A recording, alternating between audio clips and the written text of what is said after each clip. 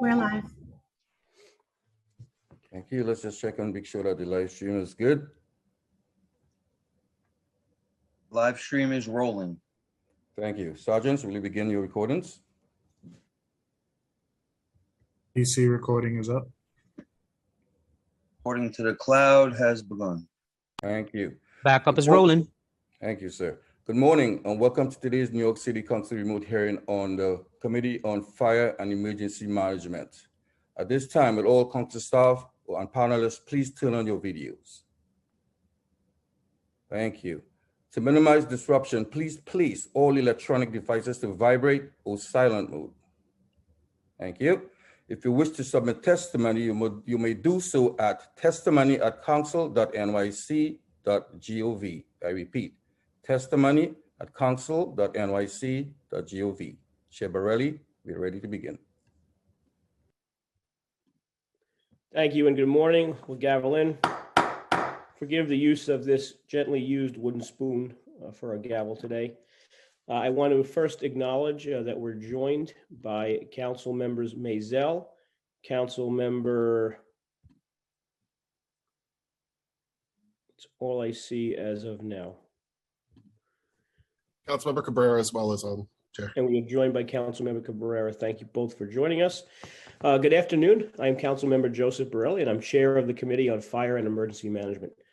Today, we are conducting a hearing on intro number 2430, which I sponsor at the request of the administration. This bill, the culmination of a thorough code revision process undertook by the fire department, would amend the New York City Fire Code in relation to the advancement and regulation of energy storage systems and the adoption of current fire safety standards as incorporated in the 2015 edition of the International Fire Code. For a historical perspective, in 2008, the council enacted a new fire code for the city of New York based on the 2008 edition of the International Fire Code, a model code published by the International Code Council and amended to reflect New York City's unique character and existing fire safety standards and requirements. That same local law in 2008 enacted an administrative code provision requiring that every 3 years the fire commissioner review the latest edition of the International Fire Code and submit proposed amendments to the city council based on that review. In accordance with this requirement, the fire code first undertook a 3-year code review process in 2013 and enacted amendments which became known as the 2014 Fire Code. In March of 2018, the department began the mandated code revision process, which resulted in the drafting of the proposed local law being considered by the council today. The extensive revision process involved technical review, stakeholder and expert feedback, and of course, public input. According to the department, sources of proposed amendments to the current code include the 2012 and 2015 editions of the IFC and selected 2018 IFC provisions, local initiatives from the FDNY or public proposal, and incorporation of existing fire department requirements gathered from existing rules or code interpretations. I want to thank the fire department and any other city agencies, as well as the stakeholders, for all the work they have done in putting together this proposal. I look forward to hearing testimony regarding the different proposal contained within the bill, and we will consider changes as necessary. Thank you very much, and I will allow the committee council to call the first panel.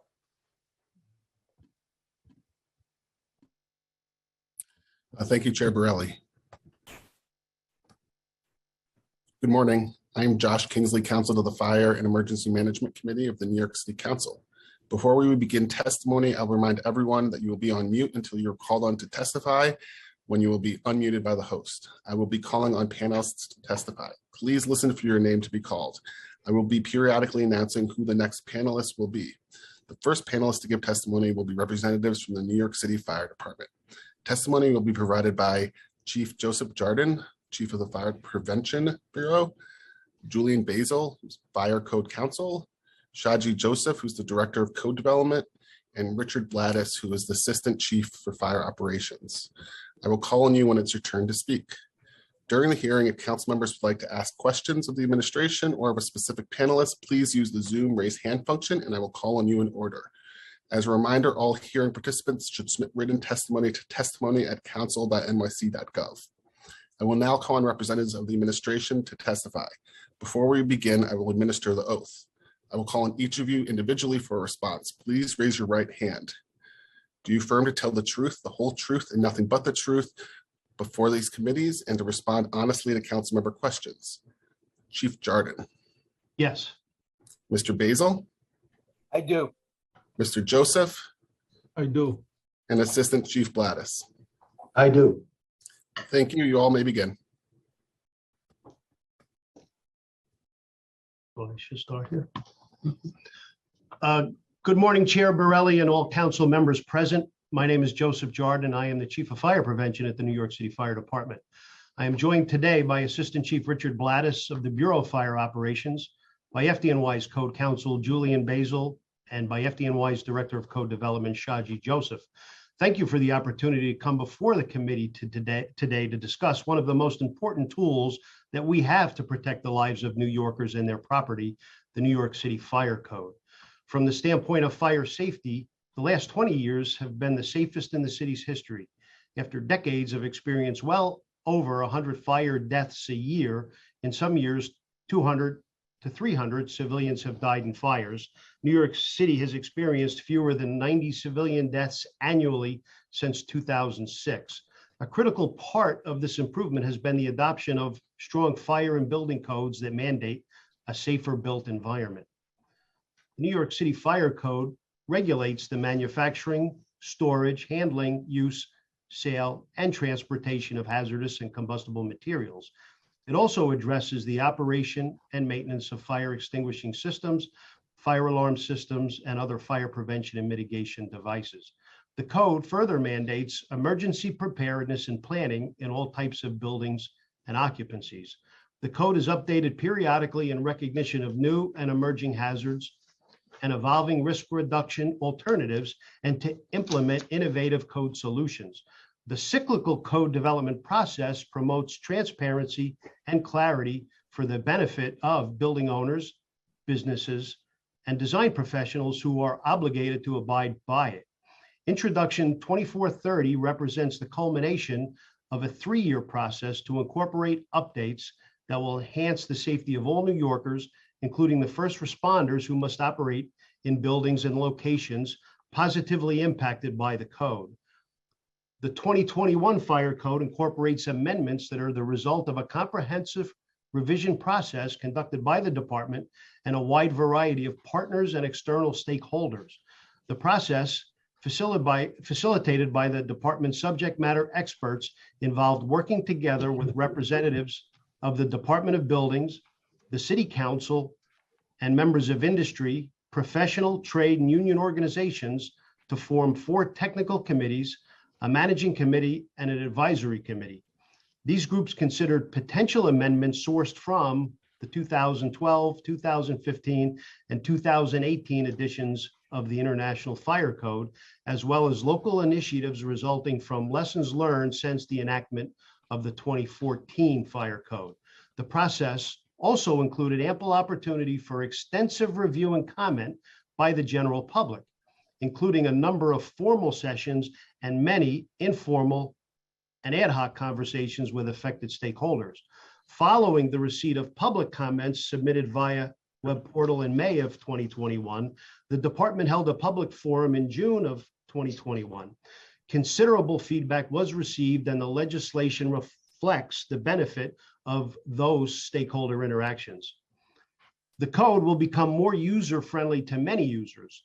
The bill in part reformats many of the Fire Code chapters and sections to conform with the International Fire Code. We expect that this change will improve understanding and be helpful to businesses and design professionals who are already familiar with the International Fire Code, which serves as the Fire Code in many places outside of New York City. Other key areas of the revised code reflect the current global focus on energy and economic development. From record-breaking heat waves to rising sea levels along our coastlines, climate change is not abstract. The fire department appreciates that it has a critical role to play in helping the city of New York reduce dependence on fossil fuels and achieve sustainable growth. This code addition reflects the need to implement alternative energy sources and economic development without compromising fire and life safety or emergency response. Specifically, this bill revises current requirements for stationary energy storage systems and establishes a regulatory framework that allows the introduction of new battery technologies in buildings while addressing the fire safety hazards associated with those technologies. Stationary energy storage systems can store and provide power for utility and building operations, including storing power collected from solar panels. However, lithium-ion and other new battery technologies pose significant fire safety and explosion hazards. So we have revised the code in a manner that prioritizes innovation while striking a balance with safety. We have also revised rooftop access requirements, making a series of changes based on feedback from proponents of solar power to provide for the safe and effective operation of firefighters on rooftops during fires and emergencies while maximizing space usable for solar panels. The revised code also addresses hydrogen fuel gas rooms and biodiesel fuel storage, and it it creates allowances for safe fleet fueling, which is the process of fueling vehicle fleets in their lots directly from tank trucks. Rules in the existing code governing fleet fueling are very restrictive, but the fire department's history of offering variances has shown that this practice can be done safely with diesel fuel. So we've created a mechanism for enabling businesses to perform this merely by obtaining a permit. This is a good example of learning from experience and amending the code to meet the needs of industry while maintaining safety. Other topics of interest addressed in the code include creating a mechanism that will allow distilleries to operate, providing relief for dry cleaning establishments via a sprinkler protection alternative for locations that were adversely impacted by environmental restrictions, a reorganization and clarification of rules governing blasting operations, and establishing storage and charging requirements for powered mobility devices, which are especially timely given the recent uptick in the use of motorized bicycles, motorized scooters, and other personal mobility devices powered by lithium-ion or other storage batteries. There have been more than 75 fires related to these devices this year alone, including fires that resulted in 3 fatalities. So we want to make sure that users understand the risk of fire and take steps to mitigate.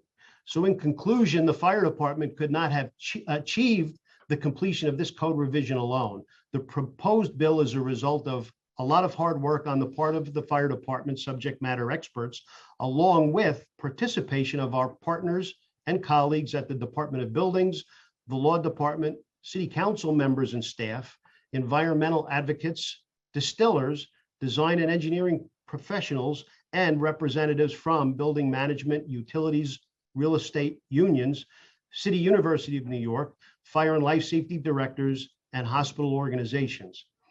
Together, we have crafted legislation that will improve the safety of the public, better protect first responders, and enable innovative technologies that will help our city achieve aggressive climate objectives. We look forward to this discussion with the council, and we would be glad to take any questions that you have at this time. Thank you. Thank you, Chief. Thank you to everyone on the panel who is prepared to answer questions. I just want to acknowledge that we're joined by Councilmember Jim Gennaro, who has also joined us. Before we get into the fire code, just a couple of questions that seem to be on everyone's mind, and frankly, in response to the mayor's press secretary, who called out a local press report as being factually inaccurate. I want to make sure we have the accurate numbers from today. So how many active firefighters and fire officers are fit for duty and or working today? So Councilmember Borelli, for questions on this topic and others that may be similar, non-fire code specific topics, I'm going to defer to my colleague from the Bureau of Fire Operations, Assistant Chief Blattis. Thank you. Borelli. Currently, the vaccination rate among uniformed fire officers and firefighters stands at 77%. We have approximate workforce of around 10,000. Our medical leave number today is approximately 20%, which would be 2,000 members. On an average day, our medical leave rate hovers around 7%, so that is considerably higher. So as of this morning, at 10 a.m. this morning, our computer dispatch report indicates we have 18 fire units that are currently temporarily out of service. Out of those 18 units, how are they chosen? Is it whatever house has the most firefighters will pick up the slack with someone else, or I mean, just explain how those are being chosen? Okay, so it's important that everyone understand that on a normal business day in the FDNY, we have 20 units that are temporarily out of service every day. They are either directed for annual medicals, for training. The apparatus goes to our maintenance department for oil changes, et cetera. So we are hovering around that average company unit out of service at 20. The ones that are out of service today, the 18 as of 1,000 hours, are based on staffing needs. So they may be units where the medical leave is impacted that staffing the highest. So they are chosen to be out of service. But it's also important to note that there are no firehouses out of service. There is no firehouse that is empty across the city. Everyone has at least one. I mean, how many emergencies that the department responds to come from someone knocking on the front door? I don't have that exact number, but it's very few. Right, but so the main thing is, that the truck or engine can respond to an emergency. That's really, what we're concerned about, correct? That is correct. There is a truck or an engine or a ladder truck in service in every building. Right, but they do separate things.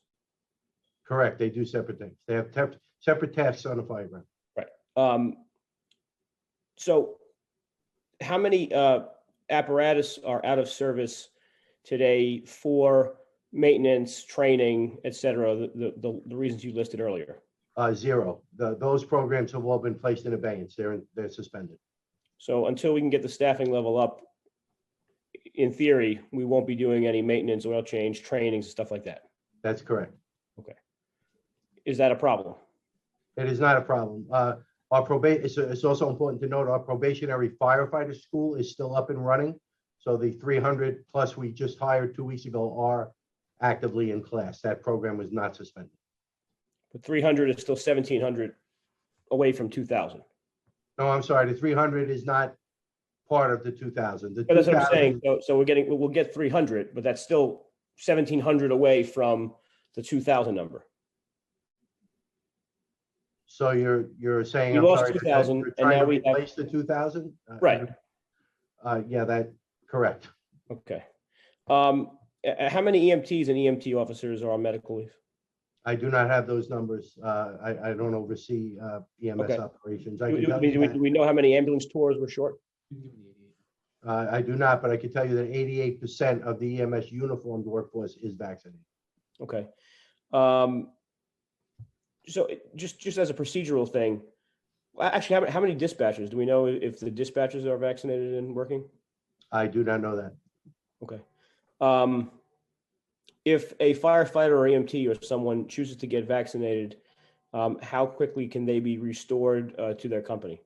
They can be restored immediately. Our technology division has created an app. They upload their vaccination card, and even if they lose for some reason their vaccination card, if they upload the information, location, type of vaccine, et cetera, it's a live system. They're immediately put back into the human resource system and they're eligible to work. Okay. Has any fire operations been impacted by the staffing shortage?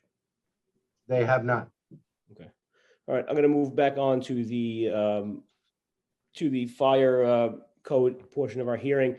I want to recognize Councilmember Brannan, and I know you, Chief Blattis, you should probably get back to your regular job overseeing the safety of the city.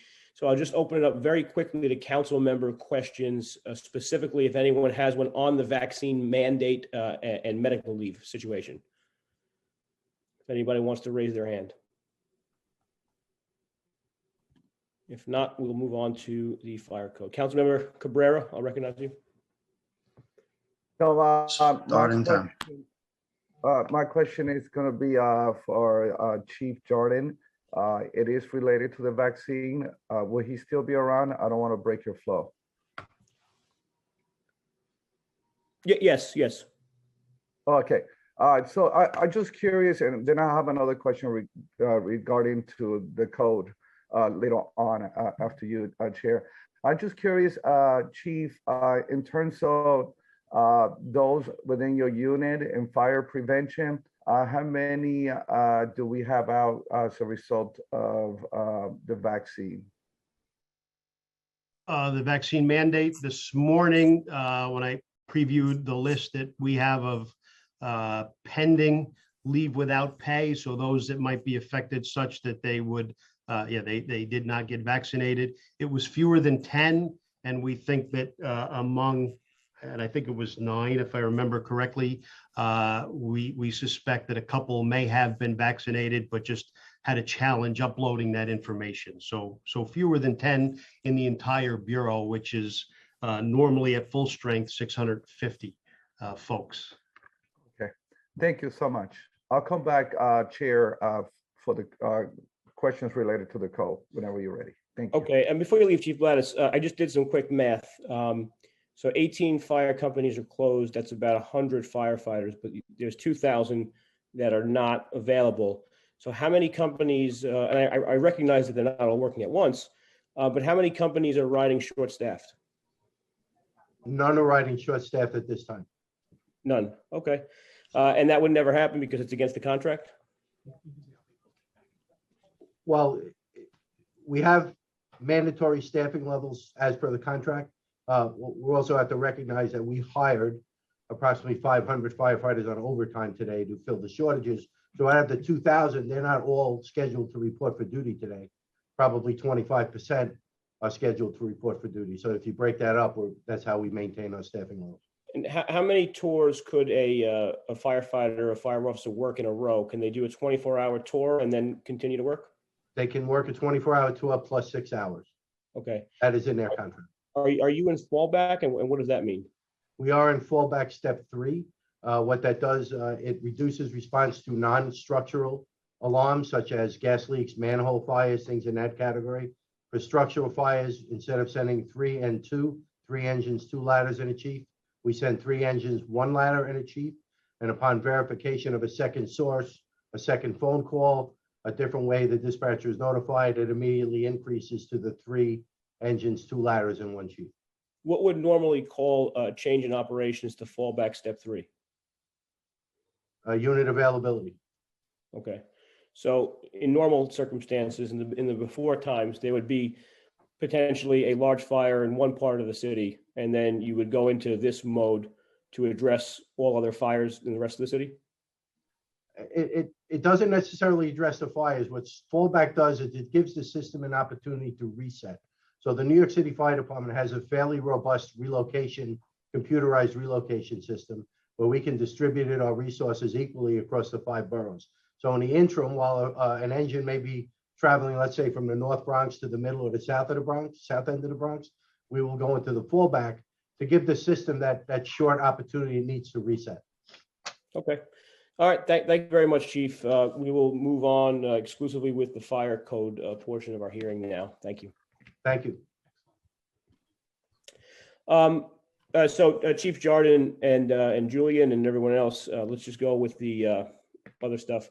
So just take us through the stakeholder process. How did you all identify who the relevant stakeholders would be to participate as advisory committee members?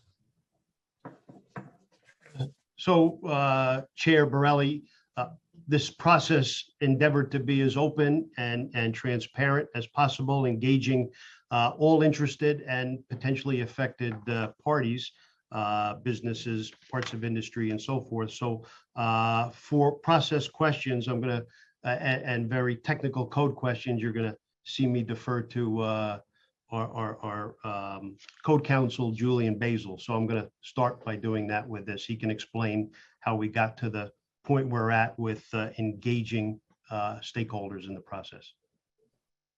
Julian? Thank you. Thank you, Chief Jordan. This is the 3rd time we've undertaken a code revision process. We did it with the with what led up to the 2008 fire code, and then we did it for what led to the current fire code, the 2014 fire code. So we have a little bit of experience in this. The process involves reviewing the changes in the model code, as well as addressing what we call local initiatives, issues that have arisen since the last code cycle. And our process begins with the fire department's code specialists, including fire officers and chief inspectors, engineers, and others, reviewing the model code and discussing what we think would be appropriate standards for New York City. When we move it out of the internal, we develop draft amendments. At that point, we begin to engage others outside of the agency.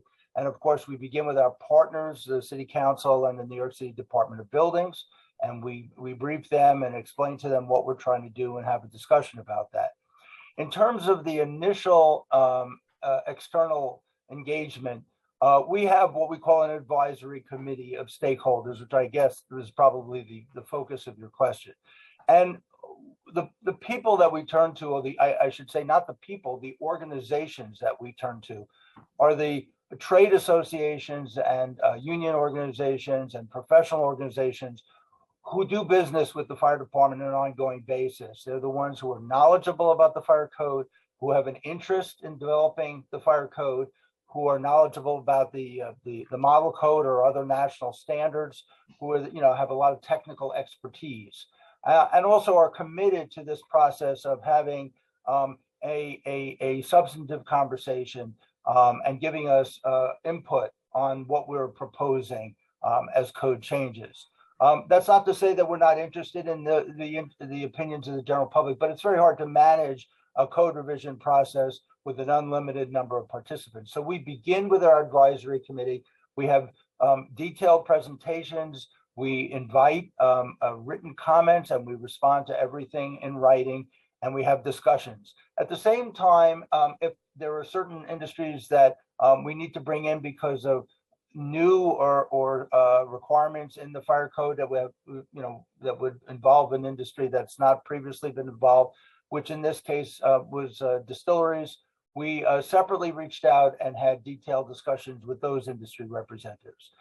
Once we complete this process and develop a draft, and that's what it is, it's still a draft, we then invite public comment. And we post this on our website. We send it out to all interested parties that we've identified, as well as our normal rulemaking distribution list. And then we had a public forum. In this case, was on June 15th. It lasted for about 4 hours. And we not only listen to what people are saying, we engage them, we respond to them. All of this process is about explaining what our thinking is and what the changes are and why they're needed. And in terms of comments, why we agree with the comments, or if we don't agree with them, why we think that they may not work in New York City. So we do have a very interactive process. In addition, we are talking to others who can represent the members of the public industries. And I would also emphasize that we don't select the representatives on our advisory committee. We reach out to organizations who, as I said, are the ones who interact with the fire department and are knowledgeable, and they select their own representatives. So, are there any telecom companies involved? I'm sorry, could you repeat that? Are there any telecom companies involved? Yeah, and this time we did not have a telecom representative. What happened was that when we initiated the process, we really didn't see much that would be relevant to telecom. And by the time it came up, it was well into the process. But they are certainly were able and to comment through the public process. So just go through briefly the process where you picked and chose which new IFC provisions or local initiatives were going to be included as proposed amendments and which weren't, et cetera. Can you feel that, Julian? Yeah, sure. Well, we look at every amendment that the IFC has made, and we adopt many of them. But various chapters have been amended for New York City specific, to adopt the New York City specific provisions. And as to those, we consider whether any changes are needed based on experience since the last code revision. We also invite all of our advisory committee members and managing committee members, and the public always has this ability through our website. We will invite all of them to submit proposed code changes, and we have adopted. So some of the code changes were, originated with our advisory committees or other members of the public. And does the department look at codes outside of the IFC and other jurisdictions for inspiration on some great ideas? Yes, on some issues, certainly with regard to distilleries, which is a brand new thing, we looked at codes in Denver and elsewhere. We looked at industry standards. We spend a lot of time looking at industry standards. That's where a lot of these things reside, and that are, as you know, the fire code incorporates by reference something like 100 or so industry standards. So just again, to just, because we're still at 40,000 feet, and I'm sure we'll get into the weeds later. So how does the department basically balance the safety interests of certain code provisions with potential economic and operational impacts on industry? Like, how do you? Is there a rubric? Is it just a gut feeling? Just explain what the choice would be. Well, I think we should start with the expectation that, obviously we are focusing initially on the fire safety requirements and what makes sense in New York City and what's needed in New York City. But we're very sensitive to the fact that, fire safety regulations, like any set of regulations, do have a significant impact on the regulated community. And we have ongoing discussions in the normal course of business with all industries, and we're aware of what many of the concerns are, and that those are some of the local initiatives that we develop. Plus, this is what we hear from the stakeholders. And I have to tell you, sometimes the things that we think would be of concern to industry often aren't the things that are of concern to industry. They raise things that we would not have thought would be an issue. So that's, this whole process is all a discussion, and but we're definitely well aware. Now, is there a formula? There's no formula. I think that we, in discussions with our advisory committee members or other groups that associations that we deal with, we get a good feeling for what their concerns are, and what we're not looking to create a situation that makes it impossible for them to, conduct their business, or even we certainly don't want anything that is unduly burdensome. And we've been doing this for a long time, and I think we have a fairly good sense of where to draw that line. And I will say that, if you looked at what we started out that came out of our technical committees and what's being presented to the council, there's a lot of significant changes on those areas that are clearly evolving and developing areas, and there's a lot of room for discussion and better understanding. A lot of the well-established areas, there really is not too much, and people are comfortable what we're proposing, or we've already incorporated or addressed their concerns. So certain provisions of the proposed code are incorporated from existing department guidance, probably most notably the clear path requirements. How does the department utilize guidance and bulletins to implement regulations that otherwise would be contained in the fire code? And are individuals subject to violation for non-compliance with department guidance if they're not in the fire code? Chief, should I take this again? Yeah, certainly. Okay. So no matter how carefully drafted the fire code or any set of rules or regulations, rules or regulations are drafted, there's always issues that come up about how they will be interpreted and how they'll be enforced.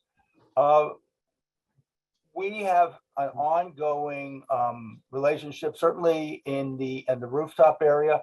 I'm sure you're aware that, you know, the rooftops in New York City are valuable real estate. There are a lot of people competing to put things on the rooftops, telecommunications, solar, emergency power installations, HVAC installations, recreational use of the rooftop. All of these things are going on our rooftops. And so issues come up from time to time as to, is there a way that the fire department could accommodate certain developments, or how should certain features be considered in terms of enforcement?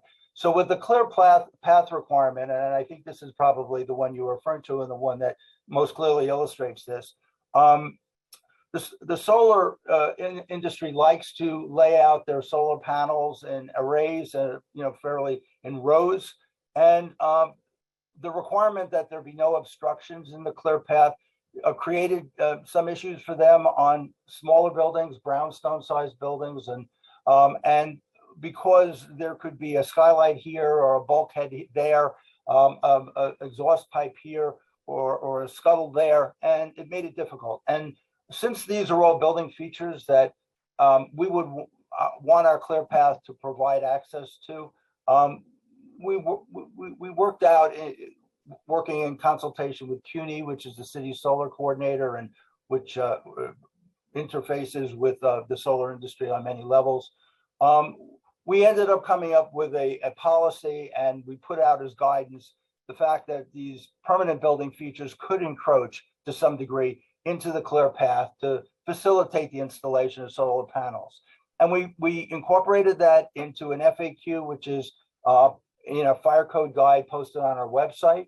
We presented that also to the Department of Buildings for their information and made it aware to them that this is something that was a reasonable, this would not be deemed to be an obstruction.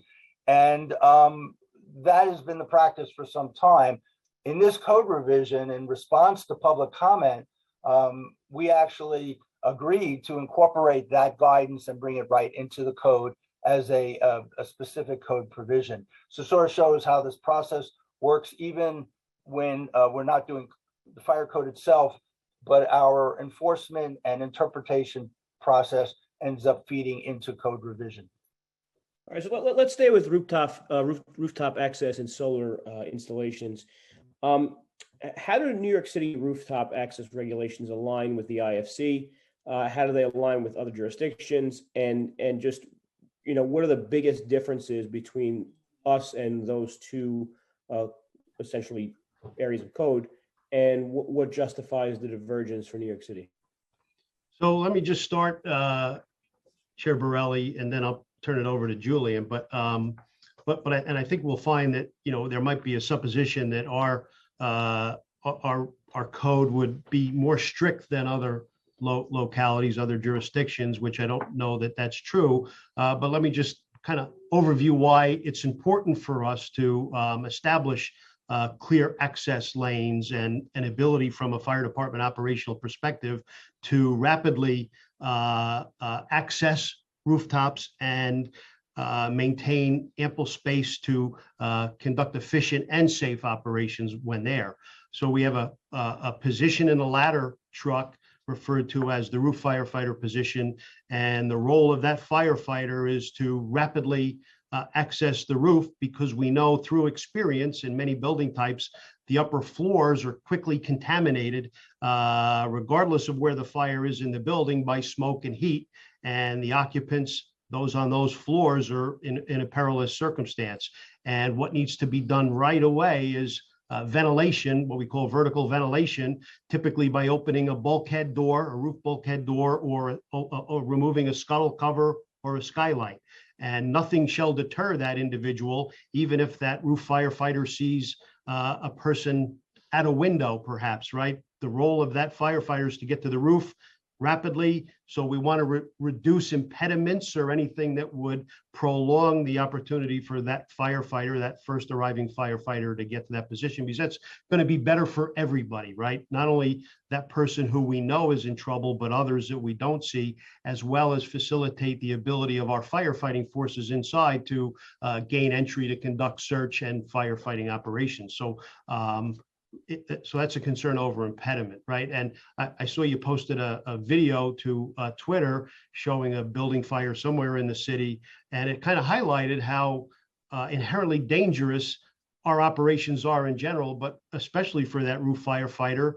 No visibility on the roof. There are already, as Julian pointed out, other appurtenances on the roof, including cell sites and HVAC equipment and such. So while we want to certainly allow for the evolution of sustainability alternatives and smart energy policy moving forward, we want to do so in a way that will ensure that we can continue to operate safely and effectively. The solar panels as well potentially provide a hazard in that you can never turn that off per se, right? So you can never go flip a switch and remove the electrocution possibility affiliated with that. So we want some space for our folks to operate safely as well. And as you know, I think you're aware, we made several life-saving roof rope operations or roof rope rescues. Last year alone at Medal Day, several members were awarded medals. So we need access to facilitate that operation, among others. So so that said, I'll turn it over to Julie, and maybe to address specifically the point you asked about how we compare with other jurisdictions in that regard. Julian? Yes. I don't think it's correct to say that we're necessarily stricter than other jurisdictions. Certainly the IFC has more. I don't know if anybody said that. Okay. The IFC has provides for a set of aisles around it. Let me just give you a little bit of very brief background of where this came from. After 9/11, especially, there was a huge explosion of cell communication installations throughout the city, especially on lower buildings, because they were closer to the street and they could fill in gaps in cell areas, cell service areas. And you may recall that many of the buildings just had rows of cell towers along the parapet, and that made it unsafe, difficult and unsafe for firefighters to get onto the roof and dismount from the aerial ladders and avoid contact with it. And that was the original impetus at that time for developing rooftop access and making sure we could our firefighters could get over the parapet, come down in a safe landing area. And then our basic requirement, fire code requirement, was simply a clear path 6 feet wide from the front of the building to the rear of the building, and at some point on the building from side to side. And the purpose of that clear path is, as Chief Jordan just explained, both surveillance and firefighting operations, as well as firefighter safety. And the access that we're looking for is typically to, as I indicated earlier, the bulkhead and fire escapes and various things. Now, since then, there has been an explosion of other uses of the rooftop, including, of course, solar. And again, we're not in any way targeting solar. We're not trying to prohibit solar or restrict solar or any other rooftop user. We're just simply trying to maintain some basic access. Now, on this particular cycle, we were trying to expand our access to some parts of the building that is often very obstructed, which is the rear of the building and the sides of the building that are not facing on the street, in order to gain access to the windowed areas on that where we may need to conduct firefighting operations. And so the process worked the way that the process is supposed to work. We put a proposal in. We received comment through our advisory committee, through our CUNY representative. That was, and we were told that this would have a very the additional provision that we put in there would have a very significant impact on solar installations and make it difficult, especially on small buildings like brownstone style buildings. And so we made significant changes in the advisory committee. And we tried to accommodate their concerns. After we came out of the advisory committee and posted it for public comment, we thought we actually had addressed some of the industry concerns about this. And then at the public forum, we clearly heard that there were remaining concerns about it. And in response, as you asked earlier, how did we balance it?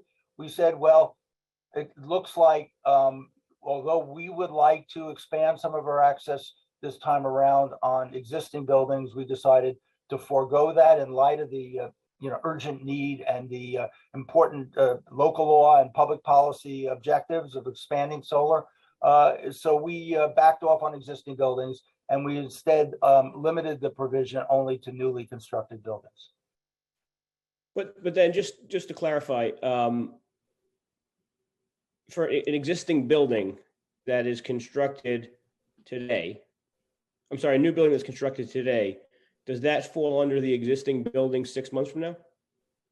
No, we would probably be applying this to, in most cases, just a newly constructed building would be a building that gets a Department of Buildings work permit after the effective date of the code.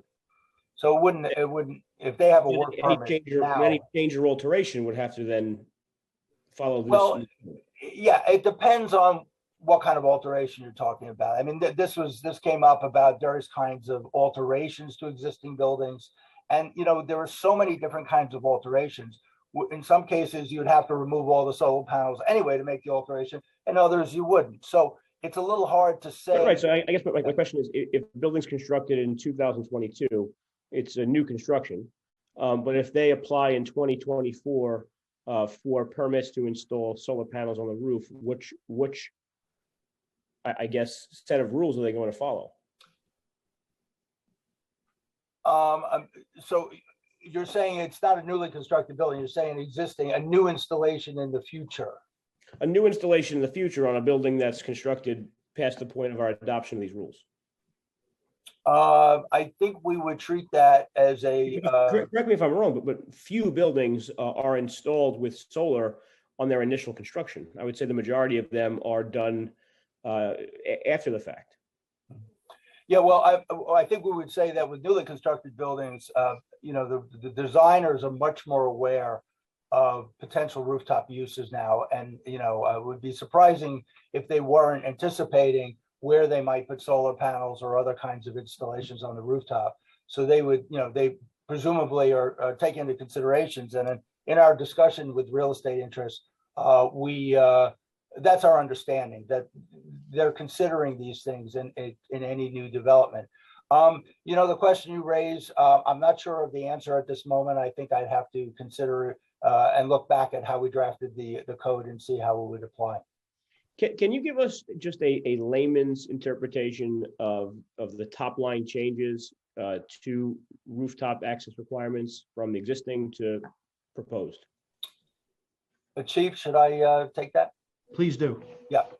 Okay. So basically, I guess the most significant changes, the one that received the most comment, was this access to the perimeter on windowed sides of the buildings that are not fire apparatus accessible. They're not on the street where we would be have access from the street.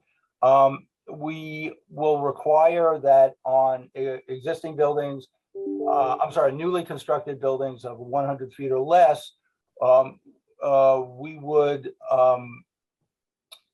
require reasonable access from the clear path to those areas. So that doesn't mean that the clear path has to go to each and every side of the building, but that where the clear path is installed in accordance with our current requirements, that it would be possible to traverse from that clear path some adequate path for a firefighter to get through to those areas to the maximum extent practicable. I mean, we recognize that some buildings are just going to have installations on the sides of buildings that are going to obstruct access to that side, such as window scaffolding or certain other possibly HVAC units, things of that sort.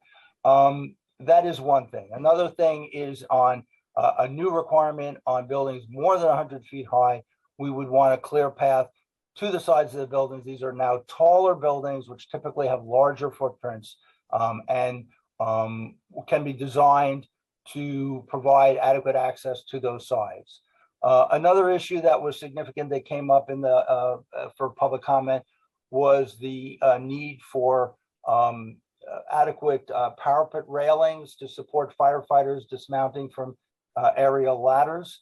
And we had, as we have on a case-by-case basis now, where people are putting up glass barriers or other kinds of relatively lightweight barriers, we've been asking for some kind of well-constructed solid railing that firefighters can step onto and step down from onto the rooftop in order to ensure firefighter safety and facilitate firefighting operations. So those are some of the significant changes.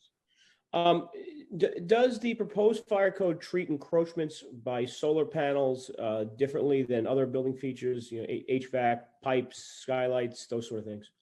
And if so, why? Yes. Yeah. So, I mean, the whole idea of the clear path is to give us a clear path. It's to give us an unobstructed path. And obviously, if you let not just solar panels, but if you if it's not clear, then it's going to be a challenge to our firefighters. Again, as Chief Jordan indicated, we're not going on a nice sunny day, and we're talking about firefighters in bunker gear carrying tools. You need adequate space, especially when you're traversing rooftops that have many hazards, including unprotected drop-offs. So what we did with the encroachments provision was to accommodate the available rooftop space by allowing permanent building features to be in the clear path, because as I indicated, the firefighters will possibly need or typically need access to some of those features. But if we allow everything into the clear path, then we don't have a clear path. So we have worked. I should explain to you that in many cases, the rooftop applications come in the nature of a variance because the rooftop is already not in compliance. I don't think people really recognize that many existing buildings, the rooftops are completely obstructed. They are unsafe or difficult to traverse for anybody, not just firefighters. When people come in for variance applications, sometimes it's really impossible to get the entire roof into compliance with the fire code requirements. So it's a negotiation about what could be provided and where things can be put. And this discussion is had with solar representative solar installers as well. We work with them to try to facilitate where their solar installations can go while ensuring that we can get where we want to go. And as I said earlier, where there's a sort of a large issue that's not site specific, CUNY usually is in contact with us, and we try to work something out and put it as an FAQ in our fire code guide. So what's an example where you worked with them, meaning the solar industry, on addressing a change that they suggested? Well, I mean, certainly the encroachments provision is one of them. We had issues about vent pipes, and we've had issues about where the access can't be provided, whether we've allowed steps, step up, step down. There are areas where access is very limited because of the design of the building, and we've even allowed the clear path to be reduced on a case-by-case basis as needed on particular buildings. Excuse me a second, I'm having an internet issue. Okay. So on rooftop access, what are the changes specifically then to telecommunication industry apparatus? There were a couple of technical things about markings, I believe. I think the one issue that came up late in the process and is one of the more significant provisions from our perspective, and I think one that would your constituents and residents and others in buildings would be happy with is the issue of protection against cell tower radiation. You know, the fire code, New York City laws, including the fire code, do not establish safety standards for cell towers or other radio frequency communication. This is all established by the FCC. And there are OSHA regulations when you are putting up transmitting antennas. And if they are of a certain power and it is not safe to approach them, the telecommunications companies are supposed to cordon off the area, put up a sign and cordon off an area that the public is not supposed to enter. And what we have found is that, and it's very hard for us to know, because if you're walking past the cell tower, if a firefighter is crossing a roof and walking past the cell tower, it's impossible to know what power it's broadcasting, what the hazards are, unless you actually feel some electricity in the tools or in the metal on their gear. So we are requiring that when plans are submitted for telecommunications, rooftop telecommunications installations, we would just want to make sure that they indicate compliance with FCC and OSHA standards with regard to those areas. And if there are any transmitters that require areas to be cordoned off for public safety, that they are cordoned off for public safety. Let's move into energy storage systems. Can you give us sort of the 40,000-foot take on the change now to regulate emerging technologies on energy storage? Okay. Chief, do you want to say anything, or should I jump right in? Well, I'll just start by saying, Chair, that energy storage systems certainly presents a concern to us in general. It's still an emerging technology. We're still learning much about the potential in terms of threat to the environment, if you will, especially the built environment.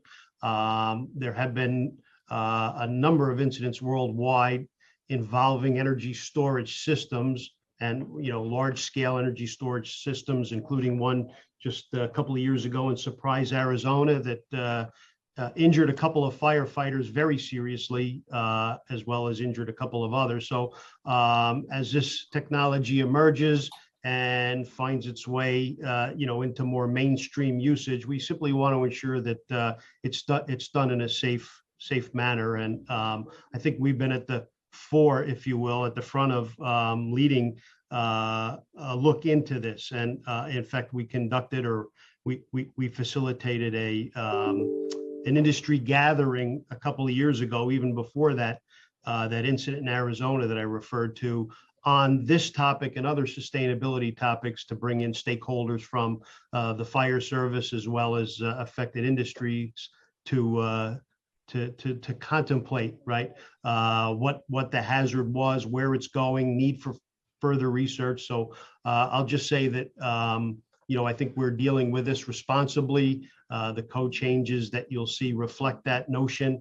And in terms of this and other sustainability efforts, there was at that conference that I referred to, that one-day conference on sustainability issues, one of the presenters put up a slide with an image of a steamroller approaching and somebody with his hand up trying to stop the steamroller. Well, we don't want to be that person with the hand up stopping a steamroller. So I'll just say that with the energy storage, we simply want, and other sustainability issues, we want to manage its evolution wisely in a safe manner. And with that, I'll turn it over to Julian. Thank you, Chief. Okay, well, let me just start by saying that right now, stationary energy storage systems can be installed outdoors in many locations, including rooftops. We've treated rooftops as outdoors for these purposes. So the doors are already open. We did that by promulgating a rule about a year and a half, or maybe even 2 years ago now. And so as the chief indicated, the fire department really has been very involved in this issue and has taken the lead in developing safety standards for this new technology. This code revision incorporates what we've learned and what we have started to do with outdoor systems and in terms of developing appropriate design, installation, operation, and maintenance standards for such systems. What we are doing beyond that in this code revision is opening the door to installation of these energy storage systems in buildings, indoors. And of course, indoors present much more challenging safety issues for this kind of system, which right now lithium ion and some of the other technologies present some significant fire and explosion hazards. And what we are trying to do here is allow the technology to come in to provide all the important energy and environmental benefits that these systems can provide, but in such a way that we, the fire department, believe that we can manage an incident that should it occur. And unfortunately, if we ever think for a second, well, are we being too restrictive, and should we, maybe we're overdoing it, there is almost within a matter of days or weeks an incident somewhere around the world that highlights the hazards, and they are significant. I would have to say that in our discussions with some manufacturers of these systems, it's not entirely clear to me whether they're ready to go indoors. Certainly one of the people we spoke to told us that they were not ready. We were talking about an outdoor system that has received a certificate of approval from the fire department. And I was saying, well, are you ready to go indoors with this system? And they said no. I think everyone recognizes there are significant hazards. But having said that, there are really smart people and tons of money invested in finding solutions to these technology issues. And it could be tomorrow when someone announces a solution to thermal runaway and some of the other technical issues. What we have done and what's reflected in this code is adopt a method of evaluating. It's not just the manufacturer says it's good or the fire department says it's good. We have developed, working with national standard making organizations throughout the country, NFPA, Underwriters Laboratories, federal government, state government, to develop testing methodologies for the batteries, so we can and essentially destructive testing to see what happens when they fail and what the hazards that are generated at that point, so that both the manufacturers and their designers and the fire department and its engineers can see whether or not those hazards can be mitigated and what the manufacturers have done to mitigate it, and whether it's safe to bring them into buildings generally, commercial buildings, as well as 1- and 2-family homes. And that's the process that we've created, in addition to a variety of our safety features to ensure that once installed, they are going to be operated and maintained safely. For example, all of these energy storage systems are remotely monitored by a energy storage system managing system, so that they can monitor whether there's any problems with their performance, and in some cases shut them down remotely. We're going to have a certificate of fitness, which most likely be a storage system installer who is knowledgeable about the installation and can be our point of contact and be responsible for ongoing maintenance, and a notification to the fire department for familiarization, and in the event of an incident, notification to the fire department so that we can respond and talk to knowledgeable people about what's going on with the battery system and what the correct course of action is. And all of these requirements. Are we using the same UL standards of testing as every other city and state in the country? I can't say to that. Certainly all the national standards are now looking towards these UL testing and listing standards. Yes, they're the sort of the state of the art, and everyone recognizes their importance. Usually there's a testing process that results in what's called a listing, which is an approval to you of a particular product as meeting the UL standards and related standards, and certifies that it's performing within certain parameters. And are those tests and standards and parameters, again, the same here as they are elsewhere, or are we sort of unique in what we're doing? Well, that part of it I think is pretty standard. What we are doing is here maybe somewhat different from the national standards. What we have done is we have treated energy storage systems in the same way that that the fire code and the model fire code treat hazardous materials generally. These are electrochemical devices. They have hazardous materials and present similar hazards as hazardous materials generally. And we are using what's called the maximum allowed quantity, the MAQs, to keep the installations lower in the building where they're more accessible to firefighters, and by establishing maximum power equivalent to maximum quantities of hazardous materials, so that the size of the systems is appropriate. Now, this does in some cases maybe more liberal, in other cases we're more strict.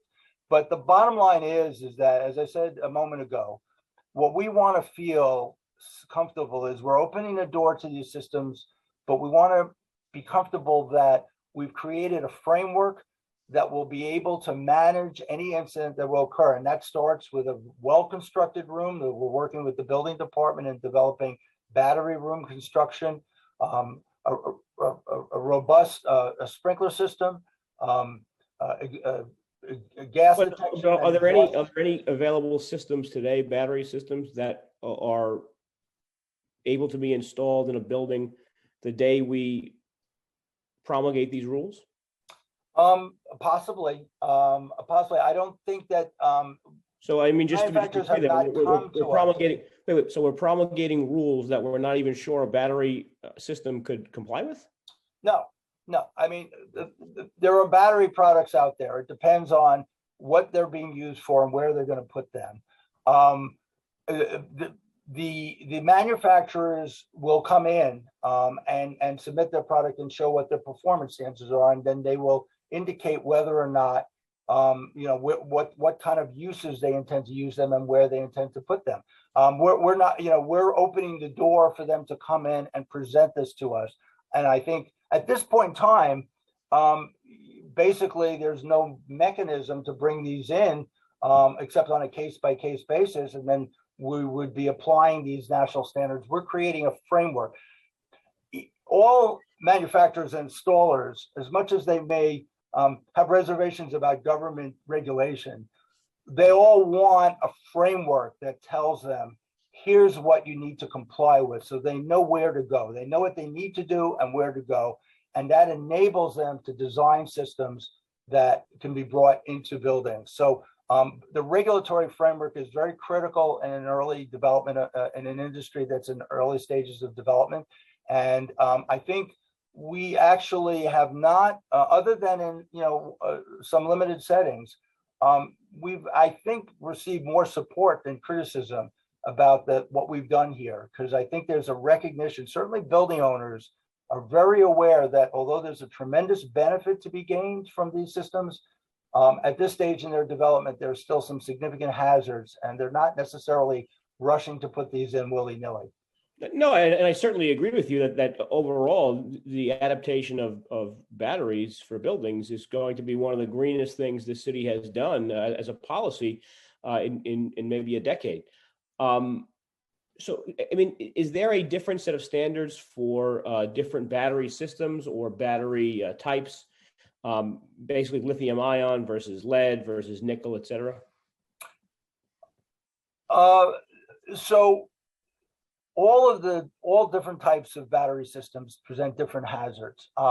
Lead acid batteries have been around for a long time, and their performance is well understood. And they're being used in many buildings right now in terms of for emergency power or uninterruptible power supplies. But we're being technology agnostic here. We're not trying to push one technology or another.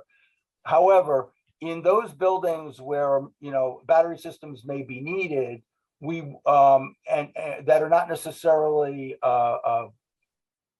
they could be a combustible construction. They may not be sprinklered. They may not be the type of building that you would put a high hazard occupancy in. In those settings, we've carved out an exception to make sure that you can still put in lead acid in order to provide essential emergency power or other power needs. At the same time, however, we have opened the door potentially to bringing these new technologies into those buildings as well based on their test results. But in the modern office setting, non-combustible construction and sprinklered and all of the other safety features, any one of these battery systems can, if they meet the design requirements and within the framework that we've created, can come into the building. Once we have evaluated their performance when they fail and determined that those hazards can be mitigated. And lithium-ion batteries could go into residential buildings, small residential buildings? Potentially, they could. Again, just want to emphasize that right now they can be installed outdoors in backyard, side yard. They could be installed on a rooftop, flat buildings, and we would be allowing them on external walls and in garages under the new fire code. In terms of coming into the dwelling unit, that's where we want to be sure that the performance of these batteries is such that it would be safe to do so. As you know, most 1 and 2 family homes don't have all the fire protections that commercial buildings do. They're typically of combustible construction. They're not sprinkled in most cases, and so they have a lot of combustible materials, combustible furnishings and other combustible stuff. Will there be a monitoring requirement for residential buildings? Yeah, well, not the monitoring that we normally have for fire protection systems, which is a central station. We have been given to understand, and this code reflects the industry practice right now with this technology is every battery system, including the smaller ones that service 1 and 2 family homes, are remotely monitored, probably through some kind of wireless system by the manufacturer or whoever they retain to perform that, just to make sure that there isn't something happening. And this code, and no doubt future rules and understandings with the industry will require that if the industry becomes aware that these batteries are moving into an area that could be potentially a serious failure of the system, that they will call 911 and notify us of that so that we can respond as appropriate. On the telecommunication side, some providers express concern that the new regs will burden existing infrastructure, specifically that utilizes lead and nickel batteries. How will that? They need it for backup power, frankly. So how would that work, and how is this changing that? I'm not sure what they're referring to. As I said earlier, we've carved out a number of exceptions for lead and nickel batteries that will enable them to be installed even in places where we're not right. The code would not allow as of right installation. I mean specifically below grade installation. Okay, so this is a general fire safety issue. The fire codes in general, again, I'm using the analogy to hazardous materials. We generally, discourage below grade storage of hazardous materials and other fire safety hazards, because in the event of a fire, it's very difficult going down into a fire. Heat and smoke rise, and going down into a fire, as well as anyone who's in a below grade area, will have difficulty getting out of the below grade area. But putting that aside, so we are generally prohibiting it, but we've carved out some exceptions. Certainly for utility facilities, substations, and so forth, that would be something that, since they often operate in below grade areas, that would be something that would be allowed. As far as other below grade areas, I think we've given ourselves discretion to see what they need it for, and whether and we would be able to approve it as appropriate. And again, assuming that the hazards can be mitigated at that location. So just jumping back now to residential buildings. So we're going to have essentially a requirement that there's an outside monitor to some degree, I guess, some sort of a system to monitor batteries on small residential buildings without a central station. How will the department ensure compliance? Will we have to start doing inspections of residential units? No, we as we normally do, we've carved out the 1 and 2 families from an inspection requirement. We do have a notification upon installation so that if the local fire company wants to familiarize themselves as the location, and certainly if there is any incident and it has to be decommissioned, that might be something that we'd be involved in. But we generally, our policy is not to conduct inspections of 1 and 2 family homes. So no, for 1 and 2 family homes, we would not be doing inspections. However, the certificate of fitness holder responsible for that installation would be expected to conduct, I believe, an annual inspection and make sure that everything is physically in place and operate and appears to be normal, in addition to the remote monitoring. So that would be the same, theoretically, company doing the remote monitoring would file a certificate of fitness and just ensure that the system is working properly.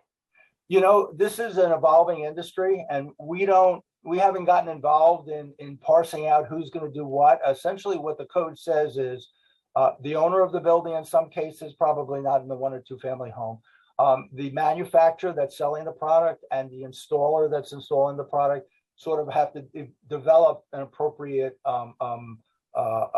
arrangement to address all of these issues. As we understand it at this point, stage in development, the manufacturer that's selling probably the batteries, certainly for 1 and 2 family homes, will probably be the party that's monitoring them remotely at this time. And the certificate of fitness holder will probably be the installer. In some cases, the manufacturer may have its own installers and do its own installation. In other businesses, there's the different companies that manage that process. This is sort of what happens right now with fire alarm systems. You may have a fire alarm installer who does the installation and then connects you up with a central station that will do the monitoring. And then if the central station becomes aware that there's some problem with the system, that the central station notifies the installer, and one or both notify the owner and say, you know, we need to come out and fix something. So we are not sort of, you know, telling this business, this evolving industry, how it should run its business and what's its most efficient business model. We are simply want to be sure that with this product at this stage in the development, that the key businesses that are responsible for installing it, monitoring it, maintaining it, are basically coordinating with each other. Everyone knows who's responsible for what, and that at an appropriate point in time, if there's a problem, that they make a notification to the fire department, so the fire department can respond, and the fire department has access to the CFF holder who's familiar with a particular installation, as well as potentially, if it really is a serious incident, a subject matter expert who can tell them what to expect. I should just explain one thing. I mean, with a lead acid battery system, typically, or in every case, when you go there and you switch off the power or disconnect it from power, the reaction ends. You still have to mitigate whatever hazards have been created, whether it's a fire or a gas condition, but the chemical reaction is over and the situation can be contained. With lithium ion batteries and some of the other new technology with the thermal runaway, you may go there, the thing is smoking. There is really nothing that the fire department, if you turn off the power, it doesn't matter because these things are internally generating the chemical reaction. There's nothing to do at that point. Putting water on it won't help because it's encased in a cabinet. So the fire department really needs to monitor it and get an indication of what might be happening in the next half an hour or hour, and whether it should put water on it to cool once the fire, obviously once there's a fire, water will be applied either by a sprinkler system or by a fire department to cool it and prevent fire spread. But this is a much more difficult situation than your typical battery installation that we deal with today.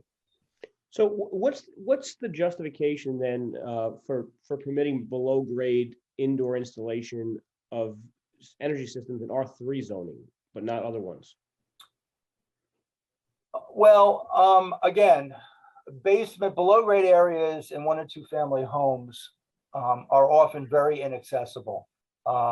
It's true there are some basements like in the street level of brownstones that are relatively accessible from the street. There's a separate entrance, but in general, when we think of basements and cellars, they're hard to get into, and if a fire occurs in those areas, it's going to be hard for the fire department to get to it quickly and effectively put out the fire. And then I have to emphasize, which, as you know, and as I think people are increasingly aware, whereas in other jurisdictions and in general, people consider basements and cellars as unoccupied spaces, but in New York City, that's not the case. There's a lot of occupied basements. Putting a power system in a basement where you have the fuel oil tank and the furnace, or you have your gas connections and/or gas connections, where you may have unfinished walls, so you don't have sheetrock protection of the structure, where it's unsprinklered, of course, in most cases. This is not the ideal location to put a energy storage system in. Now, having said that, most likely where we'll start to see these things coming in first is in new construction. Once the battery systems are developed and the manufacturers are confident that they have a system that is safe to operate indoors, new construction can be designed to make an appropriate place for these batteries, to provide appropriate fire separations, almost certainly a sprinkler head or 2 or 3. Depending on the battery and location. Possibly they may need ventilation, depending on whether or not how successful the manufacturers have been in addressing the outgassing of flammable or other gases. So all of that is something that will evolve. And given the market demand to solve to reduce fossil fuel consumption and to promote energy efficiency, to capture energy from solar installations, which obviously, as you know, are being promoted, through law as well as for economic reasons. All of this is a big push to get these things developed. And I assure you, there are a lot of smart people all over the world with a lot of resources putting a lot of time into solving these problems. And it would be very surprising to me if in the next months or years, some of these problems are either solved or at least mitigated to the point where building owners, forget about the fire department, but the building owners themselves, certainly the sophisticated, knowledgeable building owners, are going to be ready to put in battery systems. Now, 1 and 2 families, it's a small battery system in a closet-sized space. But when you're talking about high-rise buildings, you're talking about very large installations, even substantial portions of floors of batteries. And as we've seen with lithium-ion batteries on a consumer product scale, even a small battery can have a very significant hazard impact. And this would now be really large installations.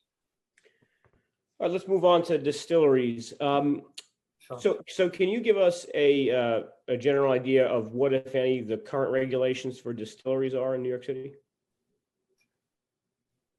Chief, do you want to say anything, or should I just launch right in? Oh, on these specific, code-related questions, Julian, if you wouldn't mind. Yeah. So when we adopted the 2008 fire code, there were no distilleries, to our knowledge, in New York City. And there were some old provisions about distilleries that sort of were, in the old fire code that were left to expire. And we went with the International Fire Code, which basically treated all distilleries, and distilleries, we're talking about distilled spirits, which are alcohol with a flammable that are flammable, as opposed to beer and wine, which are typically combustible at best. So they have a much lower flash point.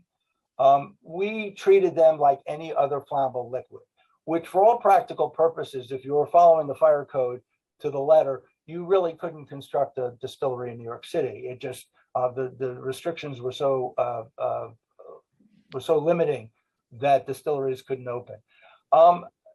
What happened then is that these distilleries were open. They sort of came in under the radar. They were not necessarily in compliance with fire code requirements. And when we were made aware of them, we realized that we needed to actually loosen up fire code regulations to some degree to allow distilleries to operate an important, economic developing industry and helping promote the New York City economy. The problem with distilleries from a fire safety point of view is that they are heating in the manufacturing of whiskey and other kinds of distilled spirits. They're heating a flammable liquid, handling it, bottling it, storing it. All of those have significant fire safety hazards. And because they're somewhat volatile when they're as a flammable liquid, when they're heated, they put out vapors, flammable vapors, potentially. And if they're not properly handled and they achieve a certain concentration, you can actually have an explosion. So that's really what the concern is. Now, at the same time, we've been having discussions with Department of City Planning about the desire of distilleries to operate in mixed occupancy buildings. So unlike distilleries in other parts of the country where you see those very large distilleries out in the country and in Tennessee or Kentucky, with hundreds of barrels and huge stills. In New York City, what we understood the likely evolution of this industry was in the nature of the brew pub, a tasting room or a bar in which people could come and sample the wares with the distillery in the back, through a glass window where people could learn about distilling and see the equipment and get to know it. So with that objective, we began to develop regulations that would facilitate the construction or the installation of distilleries in mixed occupancy buildings, not in detached buildings in an industrial park far away from all potential vulnerable occupancies. And so we developed a set of regulations for small, medium, and large distilleries that would enable them to operate, to have much higher quantities of flammable liquid than other flammable liquid buildings and businesses. So that's existing facilities. Can you give us sort of the overarching changes that will, everything will change because there are none. But can you give us the sort of the overarching idea of what distilleries would expect to be permitted to do in terms of size and requirements? Yes. So first of all, I want to make clear that what the fire code is addressing are newly constructed distilleries. We recognize that the existing distilleries were constructed under standards that will be different than what's in the fire code, and we've separately raised with them provisions that would address existing distilleries and basically accommodate some of their existing requirements. But fundamentally, what we're trying to do is limit the quantities, both in the aggregate in the entire building, as well as in what they call fire areas, which are rooms with fire separations. We are going to regulate the installation to make sure it's safe and to review the equipment that are being used. We are going to require, as is pretty standard, a sprinkler system, as well as potentially some kind of exhaust system, which would be required. Every building has a ventilation system, a new building typically. unless they have very large windows. But depending on how they are operating, they may need an exhaust system that's activated by a flammable gas detector. We have the usual permit and certificate of fitness, so we have a point of contact to make sure that people are knowledgeable about it. I will emphasize that in developing these regulations, we, during the advisory committee process, we separately met with representatives of the New York City representatives and the New York State Distillers Guild to understand their issues and concerns. We made many changes to address their business practices and what they thought were necessary for their business operations. And then after we invited them to participate in the public forum, and then even after the public forum, we've been talking to them about remaining issues. They have asked us at this point to consider some additional comments that would provide a little bit more flexibility in some of the design requirements, and we've indicated that we are seriously considering that and might be willing to make a couple of additional changes in the code to address those concerns. But throughout this process, we have been working with the industry and trying to make this workable. But what we've emphasized to them is we are not talking here about the giant factory type distillery. If someone wants to build one of those in New York City, notwithstanding the very high real estate prices, we would expect that to come in as a individualized application, and we would be probably more inclined to adopt some of the industry practices and standards for distilleries. What this code is addressing are the tasting rooms and the small to medium distilleries in mixed occupancy buildings where you're going to be surrounded by possibly places of assembly, by stores, public open areas, public spaces, outdoor public spaces. We need to maintain appropriate levels of security of safety for newly constructed distilleries. Thank you. I do hope you stick on for sort of the public commentary portion of today's hearing, only because, unlike some hearings that get dominated by the public, generally speaking, we know there will be a lot of technical suggestions based on industry insiders from a host of different industries. You did expertly predict my next question, but the one I will ask now is about the fee. Why is there a $210 fee to operate and establish a distillery? So it's $210 for 8,000 gallons, then it's $105 for every additional 5,000. I mean, who came up with the math on this, and why do we need a fee structure? Well, as I'm sure you know, facilities like this would typically have a fire department permit. And the purpose of the permit is not just to collect the fee. The purpose of the permit is to put this on our radar so that we're aware of the existence of it. Our firefighting force also becomes aware of the presence of it. And permits are typically associated with an annual inspection by a fire department inspector to ensure that the facility is being maintained in accordance with the codes. So $210 is our standard fee rate of 1 hour of inspectional time. Now, the actual fees for this particular installation are pretty much copied from what we have for flammable liquid facilities in general. And that the reason why we have sort of incremental fees is because, 210 is your basic inspection and permitting and so forth. But when you have very large facilities with, many gallons of flammable liquid, the inspection takes longer. So we add an increment of a half an hour for each additional increment of quantity of hazardous material. So let's move on to some scooters. So e-bikes and scooters, basically, just tell us about the balance that you guys struck between the safety of some of these charging and battery operated devices versus the desire for the city as a policy goal to encourage people to use them. And how will we enforce compliance with rules in smaller residential buildings?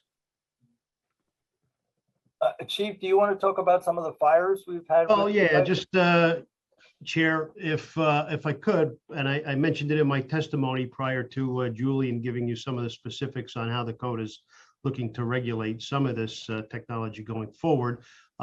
Within the last year, we've become aware of sort of almost a spike, right, in lithium-ion related batteries, very often affiliated with personal mobility devices, scooters and bikes and other small devices, as well as other lithium-ion powered devices. Could be power tools, could be other things, right? But generally, the scenario is during charging, very often there's damage to the battery itself.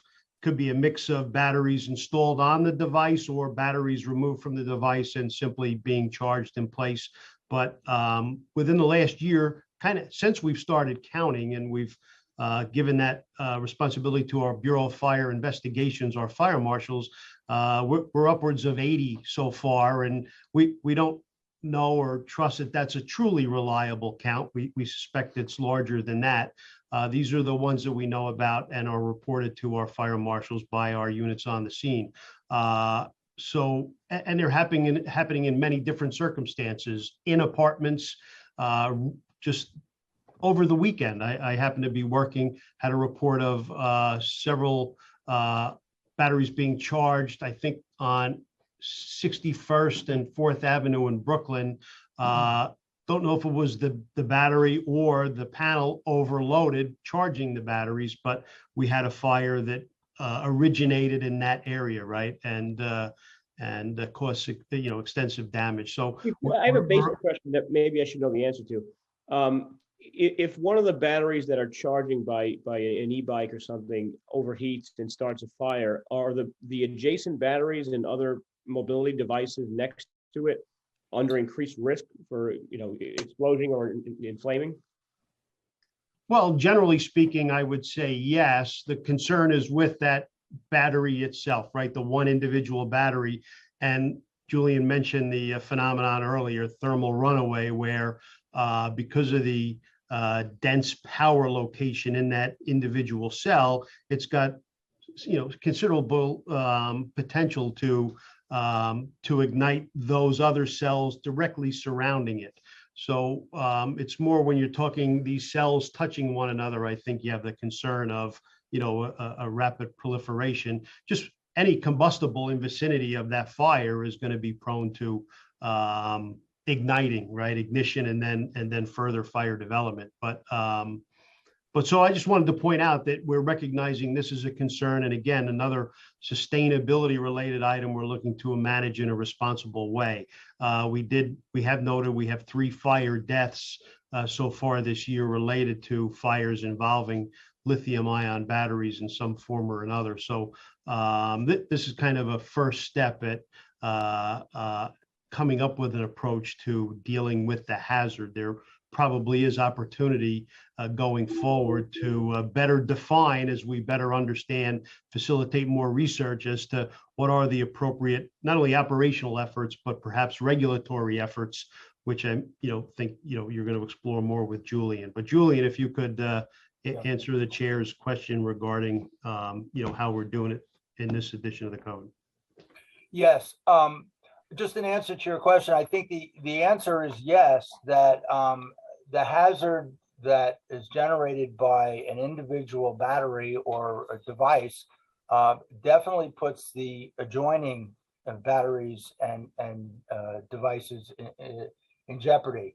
The whole issue here, which is true both for these small batteries as well as the much larger building size ones, is the heat and the flames that can be generated can cause other devices to fail. I mean, that's sort of the Achilles heel here, is that, and that's important to emphasize, is even if the installation is working normally and everything is fine, fires happen in buildings. Certainly in 1 or 2 families, we have a lot of fires, and even in other kinds of buildings, we have significant fires.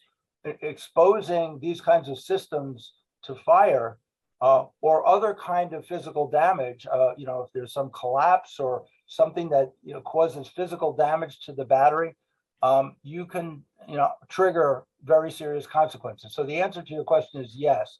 Now, more generally, when we proposed this fire code amendment, we weren't really thinking about all the fires we're having now.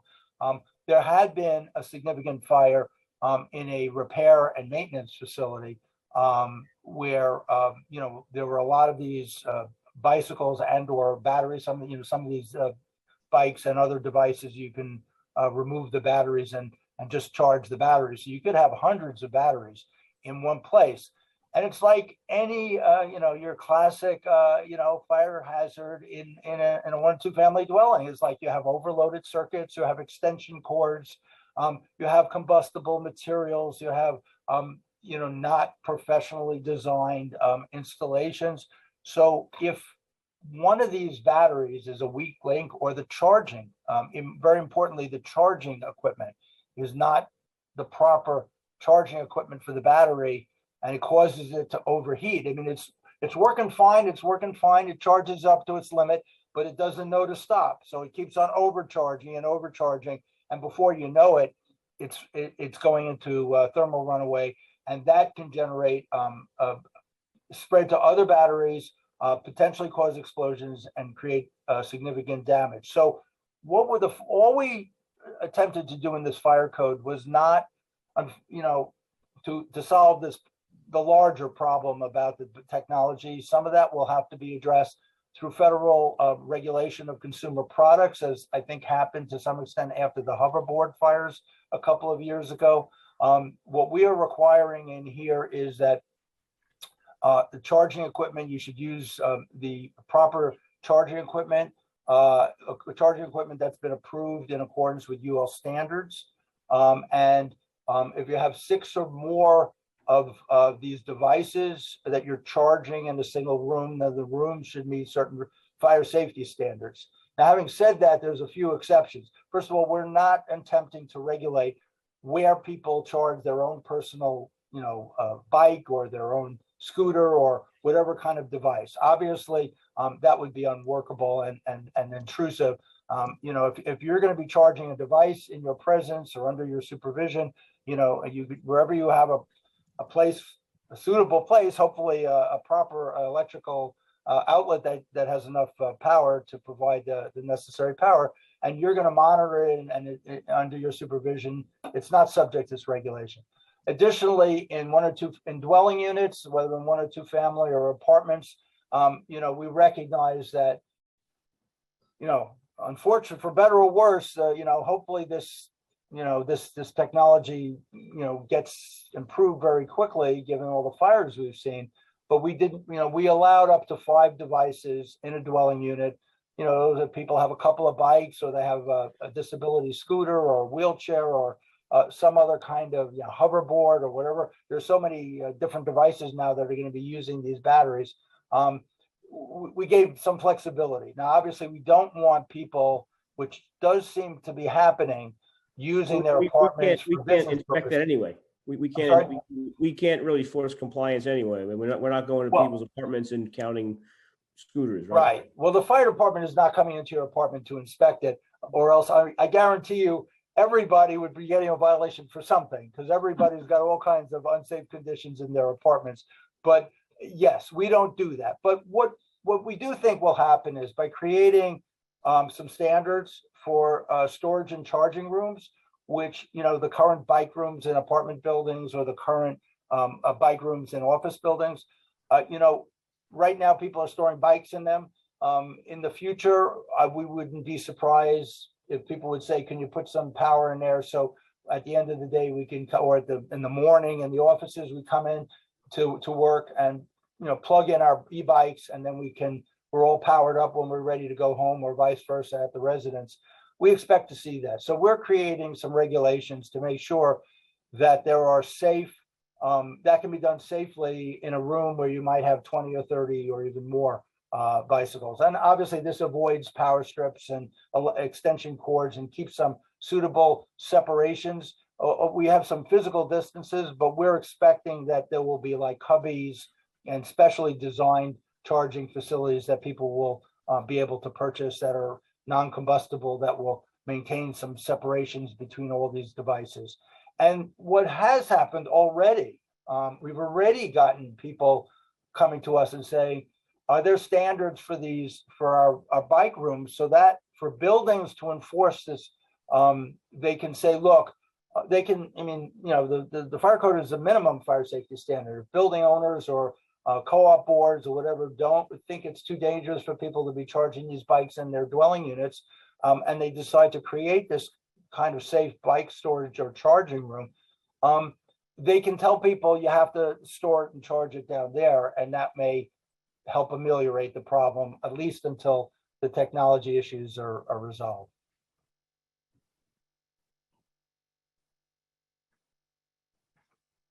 Sorry, I muted myself. Fire protection systems, the proposed amendments include new requirements related to monitoring of fire extinguishers systems. Can you explain the changes and whether central monitoring is required for R3 zonings? Are we talking about, you're talking about fire extinguishing systems? Yeah, talking about Fire Code Section 904. Yeah. I don't believe that we require fire protection systems to be central station monitored in 1 or 2 families. I could confirm that, but I think it's that's not my it's a pretty big confirmation. I mean, I think that might yeah, be. no, I typically those are commercial buildings are monitored by central stations, but no, I don't believe so, but I will. Shaji, can you weigh in on that? Can you answer that question? You have to unmute. There you go. Yeah, I'm back on. Chair Burley, I think we have an exception built into the proposed code to allow 1 and 2 families, you know, when they install a fire protection system or a fire extinguishing system, not to have central station monitoring. And just to be clear, central station monitoring, though, could be off-site. It could be a system monitoring from the provider. That's correct. Okay. What's the intent behind requiring additional 5-year testing of systems? So we're talking about fire alarm systems. So yeah, one of the issues about fire alarm systems, which has always been of a concern to the fire department, is that we go through great lengths to make sure that fire alarm systems are properly installed and correctly operating at the time of installation. I mean, this is a critical fire safety system. Fire alarm systems are key to alerting people to a fire in a building, or emergency alarm systems to carbon monoxide or other types of dangers in a building. And so it's really important that they work and they work properly on all floors in all locations. And however, having made sure of that, and we do a final inspection after installation, and we give a letter of approval for the system, we require in the fire code that the building owner have periodic inspection and testing of the system in accordance with National Fire Protection Association standards by a professional. But we don't really follow up on that at this time. I mean, there are a lot of fire alarm systems in New York. But we finally decided that we really need to be sure that building owners and their contractors are doing what they need to do. And so we're going to have a 5-year certification to make sure that by a qualified professional who will confirm that at least once every 5 years, they're supposed to be going there on an annual basis, and in some cases even more frequently than that. These standards all align with NFPA standards? Absolutely, yes. I mean, as a practical matter, the NFPA, although we're not quite sure what the 5-year certification will necessarily involve, but as a practical matter, probably everything we're going to ask for, there should be doing every year. We're only asking for it once every 5 years. So it shouldn't really create I mean, and maybe they will ask them to do something more than the NFPA, some additional test or something, but it shouldn't create a significant additional cost or a burden on building owners than they currently have under the NFPA standards. Is it necessary for every fire command center to have a printer? I mean, are we outdating ourselves? Well, I'm glad you mentioned that, because that is a perfect example of sort of the common sense input that we do get through our code revision process. When you have a fire in a high-rise building, for example, there's a lot of points of data that are coming in, and having all these chiefs and other building people standing around looking at a panel which may be fairly small and may not be able to show all this information is not actually the best way for them to understand what's happening. I mean, you understand that as a fire spreads, it's activating a fire alarm here, a sprinkler there. So our thinking was, let's get a printer, and you can actually print out a few copies of this, and everyone can sort of eyeball, quickly see where the fire is spreading to or where devices are being activated. But we did get a comment at our public forum in response to our public forum that said that, as you said, a printer may not be the easiest thing. It may be hard to install. It's an open area. So they suggested that it might be possible instead for the building to give everyone a iPad or some kind of tablet, and so everyone could be looking at the information on the tablet, and that actually would be easier for them to manage than putting in printers and running wiring and so forth. And we did. We amended the fire code to say a printer or other approved device. Let's move on to dry cleaning. Somewhere I have to go today, as a matter of fact. Can you just explain, again, layman's terms, the changes to the automatic sprinkler requirements? Yes. So in the past, before 2008, these dry cleaning installations typically needed BSA approval, or in many cases needed BSA, Board of Standards and Appeals approval. And they had certain sprinkler requirements associated with that, which the building department enforced. In 2008, when we adopted the model code, we went with what the model code provided for, which is that in dry cleaners should be fully sprinklered. Now, this wouldn't apply to existing dry cleaners. It would be newly constructed dry cleaners. They should be fully sprinklered, just like almost every occupancy these days is fully sprinklered, except for some 1- and 2-family dwellings. However, that normally anticipates that you're going in, you're opening up your business, you have raw space, and you're going to put sprinklers in, and the building is equipped to provide sprinklers, and it's all sort of normal, businesses, sort of standard operating procedure for a building. What has happened with dry cleaners is that they have been mandated by environmental regulations to discontinue their existing equipment that uses certain environmentally unfriendly cleaning agents, namely PERC, as it's called, perchloroethylene. And as a result, they've had to alter remove the dry cleaning equipment, and that by removing it, that constitutes an alteration under the building code and the fire code, and that meant that there was triggering a full sprinkler requirement in existing buildings. And we agree with the industry that that could be very burdensome in many of the buildings in which dry cleaners are located. They're often located in apartment buildings. Many older apartment buildings don't have provision for sprinklers, and certainly midstream, it would be very costly for dry cleaners to shoulder that cost. So what we did in consultation with the Dry Cleaning Association, we developed appropriate guidelines for installation of new dry cleaning equipment, which would now only be protected by limited sprinkler protection for the equipment itself, not for the entire space. And the reason why we felt comfortable doing that is over the years, the dry cleaning equipment itself has gotten safer. Although they are now using somewhat combustible cleaning fluids because of the undesirability for environmental reasons of non-combustible cleaning fluids. The dry cleaning equipment has been developed to operate what I call inherently safe.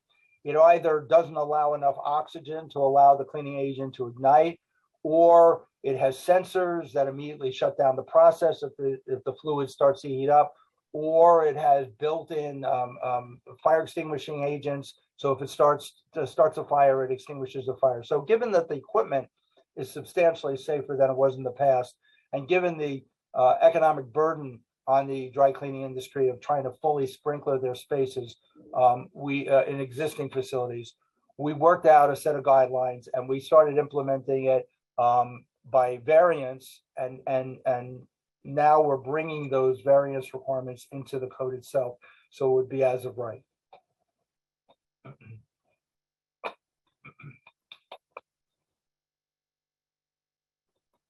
Sorry, I keep muting myself.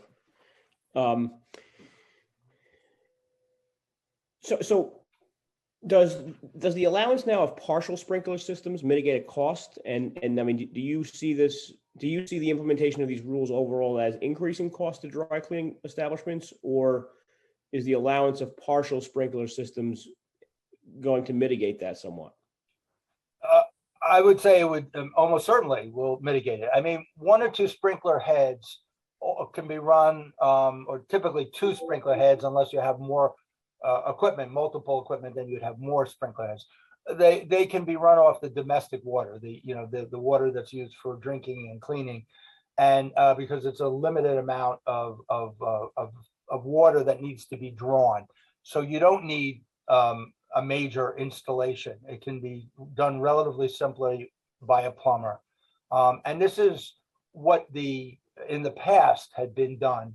And we've been talking to the dry cleaning industry, and they were very happy with what we ended up with. They really felt that we were very responsive to their needs. It did take us a while before we sorted out how this would work and all the specific requirements. But once we did that, starting, I think some months ago, I can't even remember the month. It's been at least 3 or 4 months, maybe more. Dry cleaning establishments have been coming in, and we've been issuing variances, and that's enabled them to remove their PERC systems and put in new systems without triggering very expensive and complicated filings. I mean, they still have to do filings with the Department of Buildings to replace the equipment, and that's really where the big cost is. Let's just stay with costs, and this is probably my final topic. I'll open it up to questions from others before we move on to the public testimony. So Appendix A lists 108 individual fee costs and codes. 18 of those have changes. They alter the scope. They expand the scope, really. They offer fee increases, and they add new items for fees. So, I mean, why was it important that do you believe this will add revenue to the fire department's revenue collection? And why was it necessary to, change the fees at this point? Yeah, well, basically this is the only fees that we have there are, other than some things that might have been reorganized or clarified. Basically, the fees are new fees associated with new requirements. So, for example, the stationary energy storage system or distillery. These are new requirements in the code, and we typically provide a fee to support the staffing that's necessary to administer whatever the code requirements are. I mean, in some cases, we have to review plans, or we have to do inspections or witness tests. You need to have some fees to do that. Otherwise, you can't provide the staffing. As you noted from the outset, it's important that we maintain staffing so that we can ensure that building owners are in compliance. But the fees that I just to reiterate, in every case, our fees are based on, almost virtually every case, the fees are based on standard $210 an hour kind of inspection, the same framework that we have for pretty much all our fees.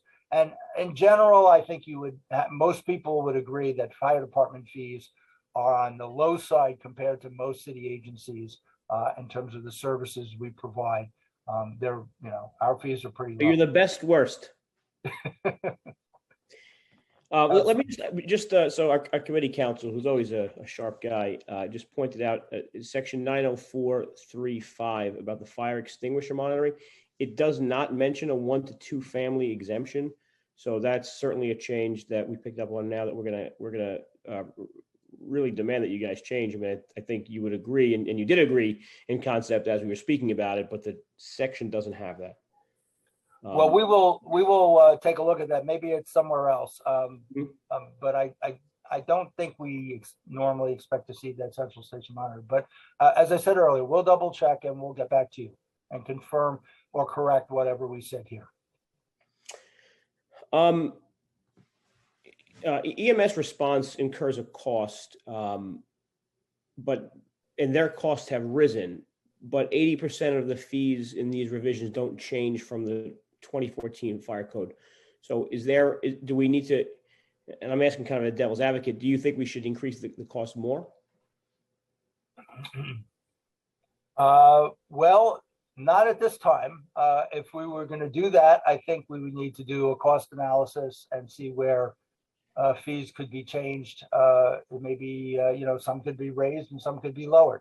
But I'm not prepared to address that because, as far as I know, we are covering our costs. And, at this time, I don't think we're asking for a fee increase, a generalized fee increase. Now, to the extent that we are making, if we need changes, we do have the ability to adopt fees by rule. I have no more questions. Committee counsel, are there any members that are queued up? Oh, I do have one more question. Sorry. Fire inspector staffing. So the staff was budgeted but not hired. Why is there still a delay in inspectors? Oh, you're muted. That would be Chief Jordan. Yeah, thank you, Chair. So I just want to try to understand your question. So you said that, we've been approved to hire inspectors, and why aren't we hiring? So we have a number of vacancies across the landscape of the Bureau. In terms of inspector vacancies, most of those are fire protection inspectors affiliated with our various units that do, what you might term conventional fire inspections. Our district offices that go out and do mostly permit inspections, our range hood unit that goes into restaurants to take a look at automatic extinguishing systems and hood and duct protection in there, bulk fuel inspectors, high-rise inspectors. So we do have a number of vacancies and approval to hire them. We're working on putting a small class together off an existing list. I think that will yield somewhere in the vicinity of 10 inspectors, fire protection inspectors. There was just a test administered in the end of September.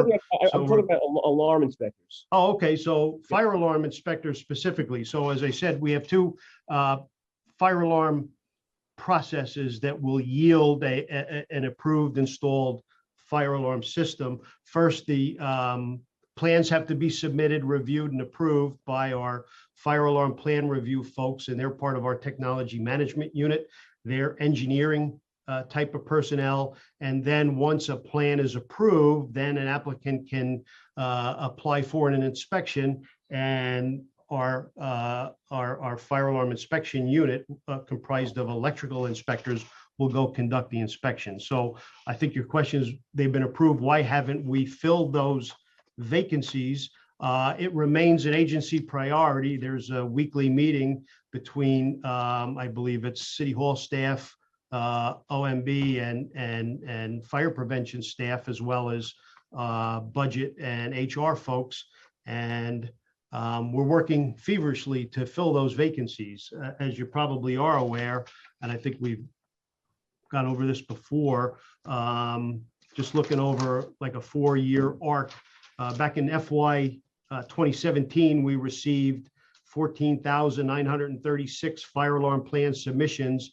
Fiscal year 21, 18,577.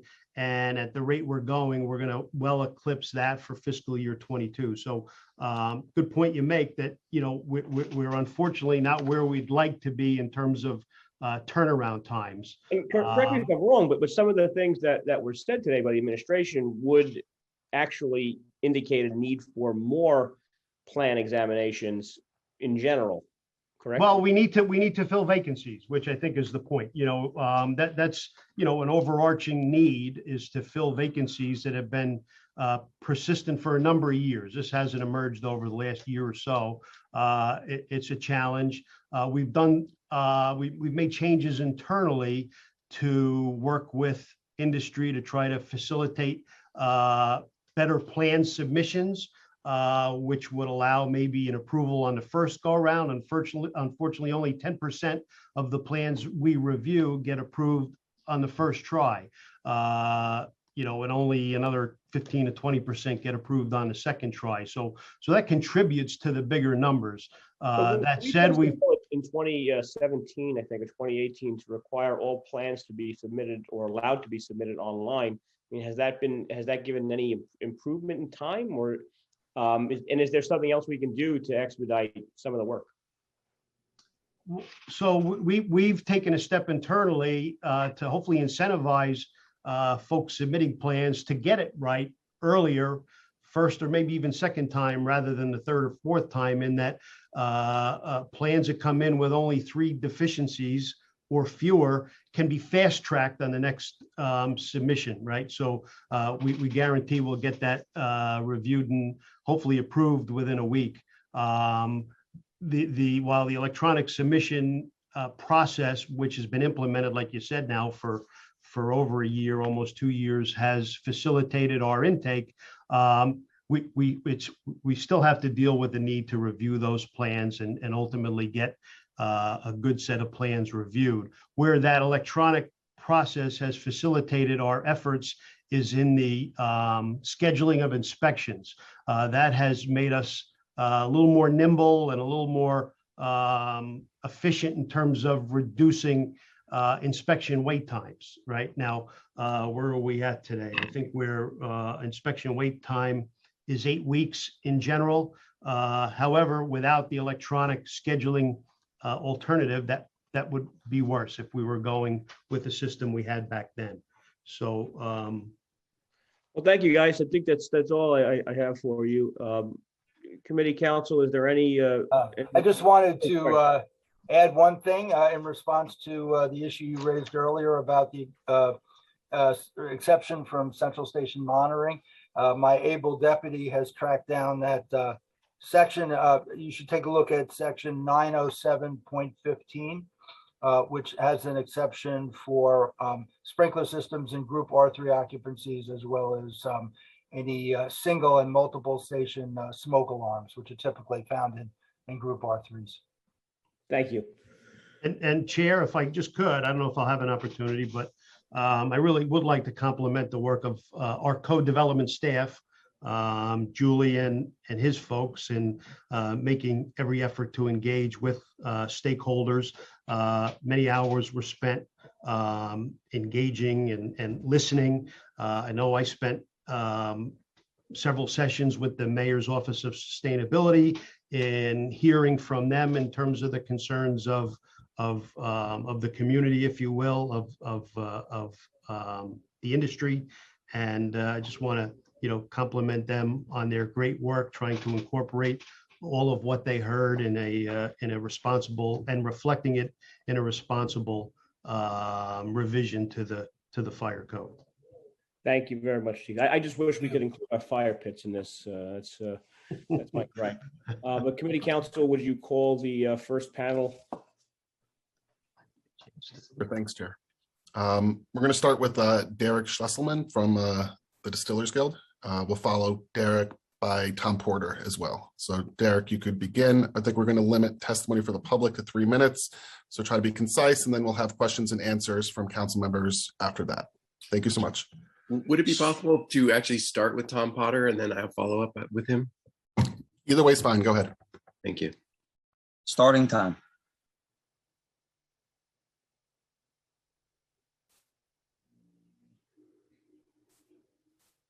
Just like to thank the FDNY for their efforts in reaching out to the craft distillers in our city. The modern era of craft distilling in New York City began about 10 years ago when the first wave of new artisan distilleries began opening up in Brooklyn and the Bronx. Since that time, a growing number of us have been operating in our communities, crafting innovative and award-winning spirits, operating neighborhood tasting rooms, and building a formidable national and even international reputation. In those 10 years, there has not, to my knowledge, been any fire-related incidents, or in fact, any major safety issues at all with any of us. Collectively, we have operated tens of thousands, perhaps hundreds of thousands of hours in a safe and responsible manner. That's not to say that changes and improvements in the fire code aren't warranted. The current fire code does not speak to the experiences of small urban distilleries or to the changed nature of New York City manufacturing. The current code is meant to keep the city safe from the dangers of the old giant ethanol factories, which once operated here, but those are long gone. The current code does not speak to the much more modest operations of modern craft distillers. The proposed code offers several excellent features, including establishing certificate of fitness criteria for distillery operators. That's a proposal that will make a very positive difference in industry safety and is not prohibitively expensive to implement. But as written, the proposed code contains other features that could potentially wipe the industry out. It's my belief that of the more than dozen distilleries currently operating in New York City, there's only one that meets the strictest interpretations of the proposed code. And that distillery was built by a global spirits giant, which could and did spend several $1 million on consultants and architects and engineers. It's a marvelous distillery, but completely uneconomical to operate, except as a showplace loss leader subsidized by a distant billion-dollar home office. No smaller homegrown operation could afford to meet a strict interpretation of the proposed code. One of the questions Chair Borelli asked at the beginning of this hearing was, how does the FDNY balance the city's need for fire safety and for economic vitality? I recognize that is not a simple question. My colleague Derek will speak to some of the particular proposed code issues that concern small distillers and some of our particular suggestions. We believe there are alternative ways to reach the safety goals that we share with FDNY at a more affordable cost. With some common sense modifications, we think our industry can maintain high fire safety standards, but still have economic room to thrive. Thank you.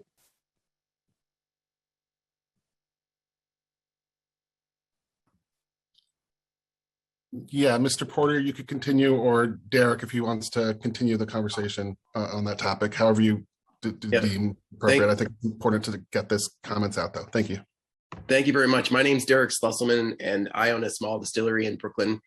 And today I'm here as the Vice President of the New York State Distillers Guild on behalf of our New York City members. As my colleague Tom mentioned in his comment, we applaud the fire department for recognizing that small businesses like ours are different than industrial plants. And we have appreciated the fire department's willingness to work with us as they have developed this new code. While there have been great strides in developing this code to allow our businesses to continue to safely operate in the city, we believe there are a number of sections that add unnecessary burden to distillers without adding public safety. We have continued our discussions with the fire department in recent weeks since the code has been submitted to the council, and we believe a framework to address most of these items has been developed. In particular, the particular areas of the code that we would like to address are the details regarding the exhaust ventilation in various areas of the distillery, the provisions regarding environmental controls in the distillery, the still manufactured certification provisions, the restrictions to barrel storage, the lack of design flexibility on electrical classifications and where certain classifications of electrical equipment are allowed, the limits on the amount of finished goods we're allowed to store on site, and the limits on the storage of packaged goods. Oh, sorry, that's same as. I'm sorry. The limits on the storage of packaging goods, the cardboard and empty bottles, as well as on a minor note, the storage of grain. There's one item though that bears a little bit more mention in this setting, and one of the physical factors that makes regulating beverage alcohol different than regulating other flammable liquids like, say, gasoline, is the fact that alcohol is water soluble. The difference between a flammable liquid and a non-flammable liquid is simply the addition of water. The current fire code considers all alcohol concentrations the same. So a gallon of alcohol at 95% is treated the same as a gallon of alcohol at 35%. And yet the difference in hazard between those 2 gallons is dramatic. The fire department has been resistant to adopting the idea that different concentrations of alcohol in the distillery should be treated separately. And we would love to see that the new proposed fire code base the maximum allowable quantities on alcohol concentration rather than simple gallons. We believe that New York City could revolutionize the way fire code across the country is addressed beverage alcohol. And we would that these changes would not only make the business of craft distilling more robust and successful, but it would also increase public safety at the same time. We will submit the details of this in a written format to the City Council in the next couple days. Thank you. Thank you. Please do that. Chair Borelli, do you have any additional questions, or should we move on? Yeah, I actually had a question to Tom. What is the commercial distillery that's operating? Great Jones Distillery in Manhattan. It's owned by Proximo, the Mexican spirits giant. Well, I'd rather come visit your place. Thank you. Thank you very much. We hope you do. Okay, thank you both. We look forward to reading that written testimony as well. The next panel will be discussing the solar industry questions. We'll start with Catherine Van Berg, followed by Michael Brusick, followed by Mark Rodriguez. Starting time. Thank you for the opportunity to make comments. I have submitted more formal comments, so I will make general comments with regard to the code. Specifically, during the opening comments, Chief Jardin and others have mentioned installations like Surprise, Arizona, and other fires and incidents from e-bikes to hoverboards that really speak to the difference in chemistries amongst lithium-ion batteries. As a manufacturer of lithium-ion batteries that have eliminated cobalt, the prime cause of thermal runaway, my request is that the codes really pay attention to the test data and findings coming out of 9540 and 9540A. Chemistry matters. Chemistry matters, form factor, whether the cells and the chemistry are housed in cylindrical pouch or prismatic, as well as the size of the installation and the quality of manufacturing. Simplified Power has gone through 9540 and 9540A testing from the cell level, module level, to now unit level, and has demonstrated unequivocally that unlike cobalt-based lithium-ion chemistry, lithium iron phosphate does not have the dangerous profile that others have referred to generically as lithium-ion batteries. My request is that the committee pay attention to different chemistries and the safety profile that those chemistries create. And in an installation, how those different safety profiles of different chemistry interact with size, capacity, and voltage to create safe or unsafe installations for the public. The balance of public safety with the need for resilience in the form of critical backup power is only going to increase as utility aging infrastructure and catastrophic climate change weather events continue. We have a solution. We have testing to back up the different types of safety profiles that the committee seeks. I have, again, submitted comments, and as a company, we will be submitting and have already submitted our test results from UL 9540A. As a company, we've spent over $500,000 on 9540A tests and 9540, in addition to 1973 and 1642. Please look at the 9540A test results and consider them in these codes that are currently being written. Thank you. Thank you for your testimony.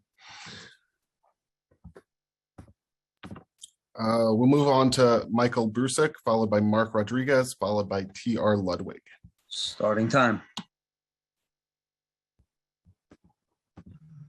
Good afternoon. This is Mike Brusik from Sunkeeper Solar. We are a solar and energy storage installer based in New York City and working primarily in New York City.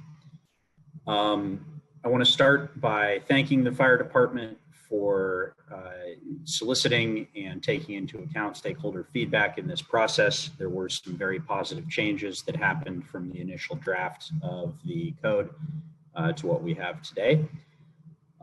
We want to highlight a couple of areas that we feel like could still use improvement in the rooftop access and energy storage sections of the code.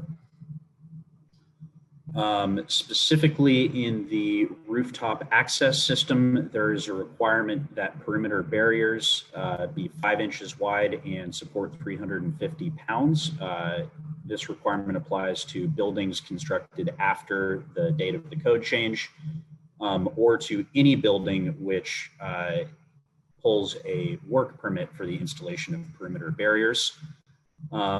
We have no issues with doing this for new construction, but there are solar projects that require the installation of perimeter barriers. It is very cost prohibitive to build what is essentially a parapet wall on an existing building, and making that a requirement would result in those solar projects likely not happening. Therefore, there are no improvements to rooftop access and no solar project. So we would request that that only apply to new construction buildings after the date of this code change. We also feel that the code requires additional clarification on the definition of what exposures are considered accessible by fire apparatus. There's not a clear definition of that in the code, and it has big ramifications for where perimeter landing zones need to be located, which in turn affects the available area for solar PV systems. And lastly, there's a new requirement, 504.5, stating that buildings over 100 feet have a clear path to each exposure. There was a mention that these buildings typically have large rooftops, but that's not always the case in New York City. There are many buildings that are, have high aspect ratios and that they are tall but have a small footprint area. We would request also that this requirement only apply to build new construction buildings after the date of this code change. Lastly, in the energy storage section, we would urge the fire department and the Department of Buildings to consider adopting a national standard such as the 2020 edition of 9540 that would supersede the current COA process.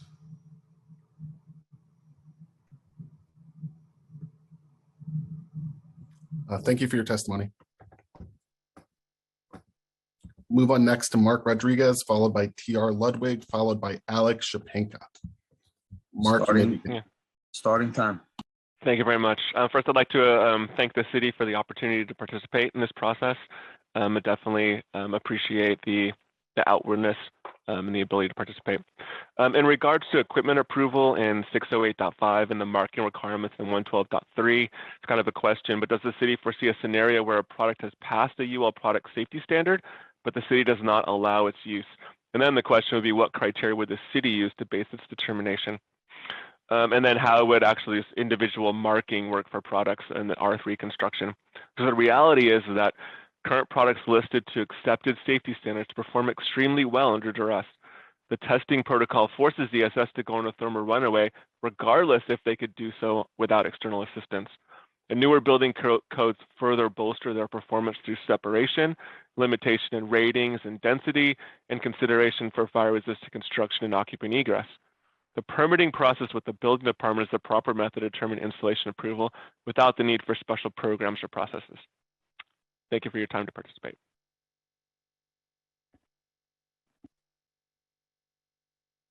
Thank you for your testimony, Mark. We'll now move on to TR Ludwig, followed by Alex Shapenka. TR, go ahead. Starting time.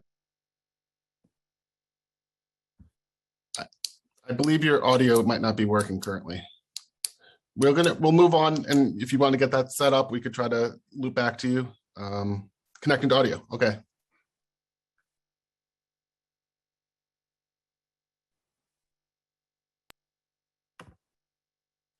Mr. Ludwig, are you there still? Okay, we'll come back to you once you get your stuff figured out. Alex Shapenka. Starting. All right, thank you. Can you hear me? Great. Thank you, Council, and good afternoon, Chair Borelli. My name is Alex Shapenka, Assistant Vice President of Policy at the Real Estate Board of New York.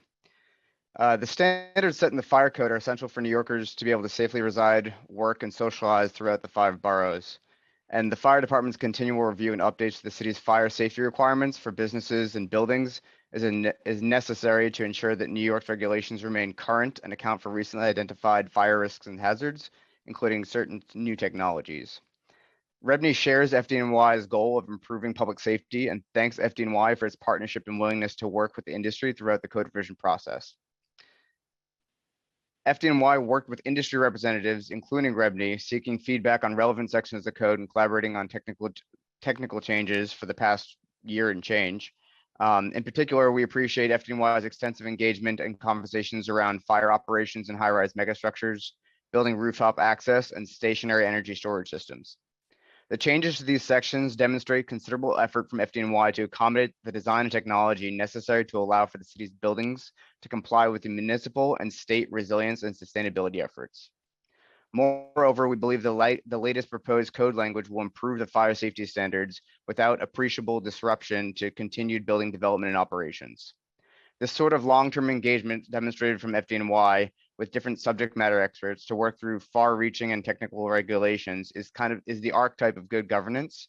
And as the city continues to work to improve life for New Yorkers, it should follow FDNY's approach by being inclusive, measured, and address issues holistically rather than through disjointed acts of legislation. REBNY broadly supports the proposed changes to the fire code, and we look forward to our continued collaboration as the code is finalized and implemented. And we're eager to assist FDNY with outreach and education to ensure compliance with the changes. Thank you.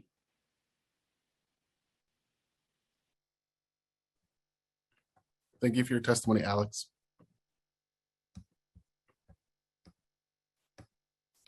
Next, we'll have Mike McGovern, followed by Leslie Snyder, followed by Arthur Goldstein. Starting time.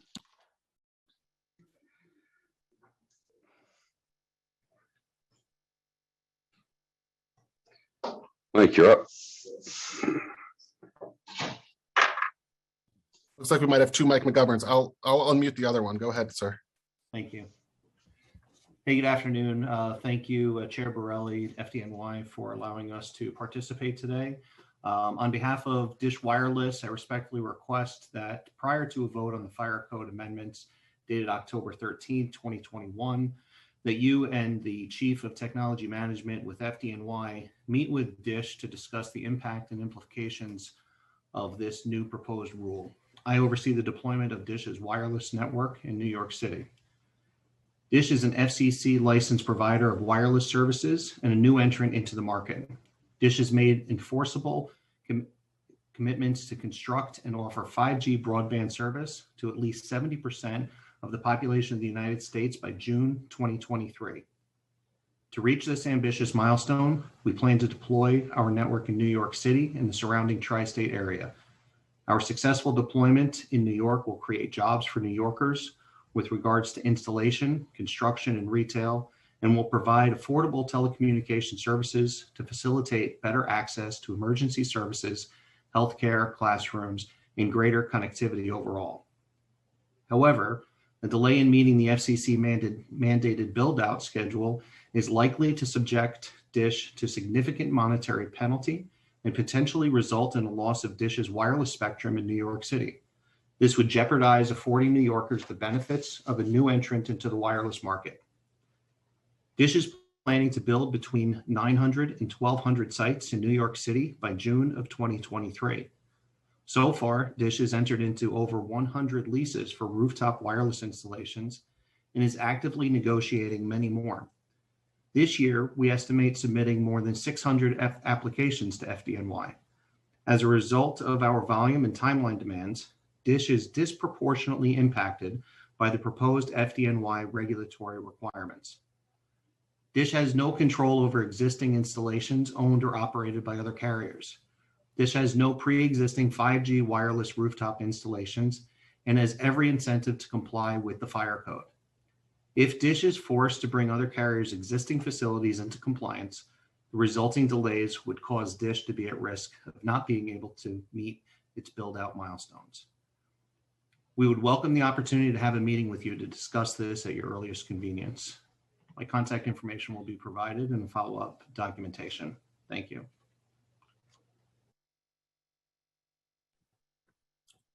Thank you for your testimony.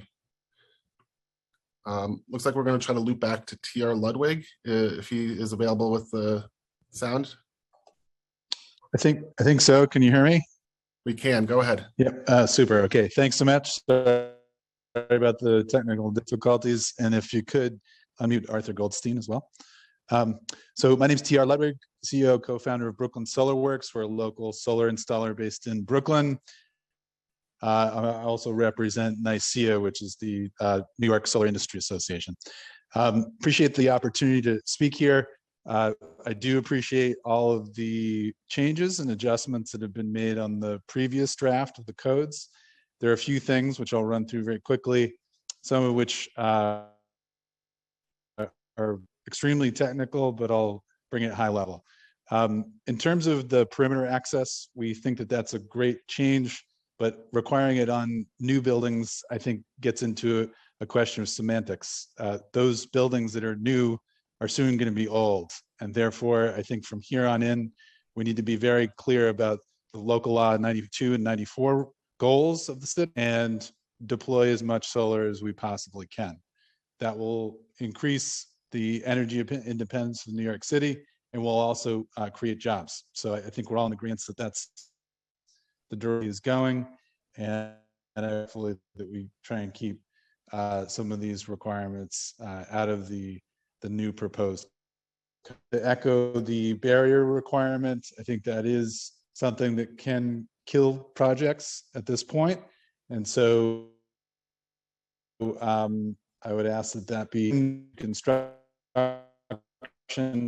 any new building, existing buildings into it.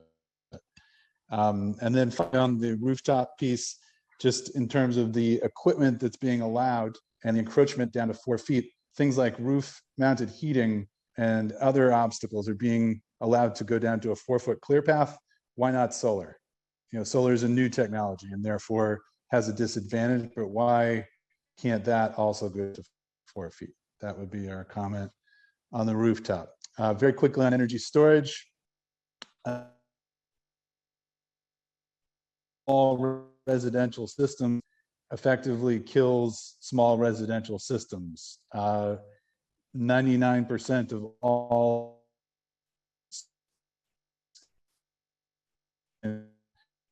residential buildings are below grade. So I think we need to take a closer look at this and below be considered as something that can be allowed. Anything beyond that, I guess we'll have to work with that.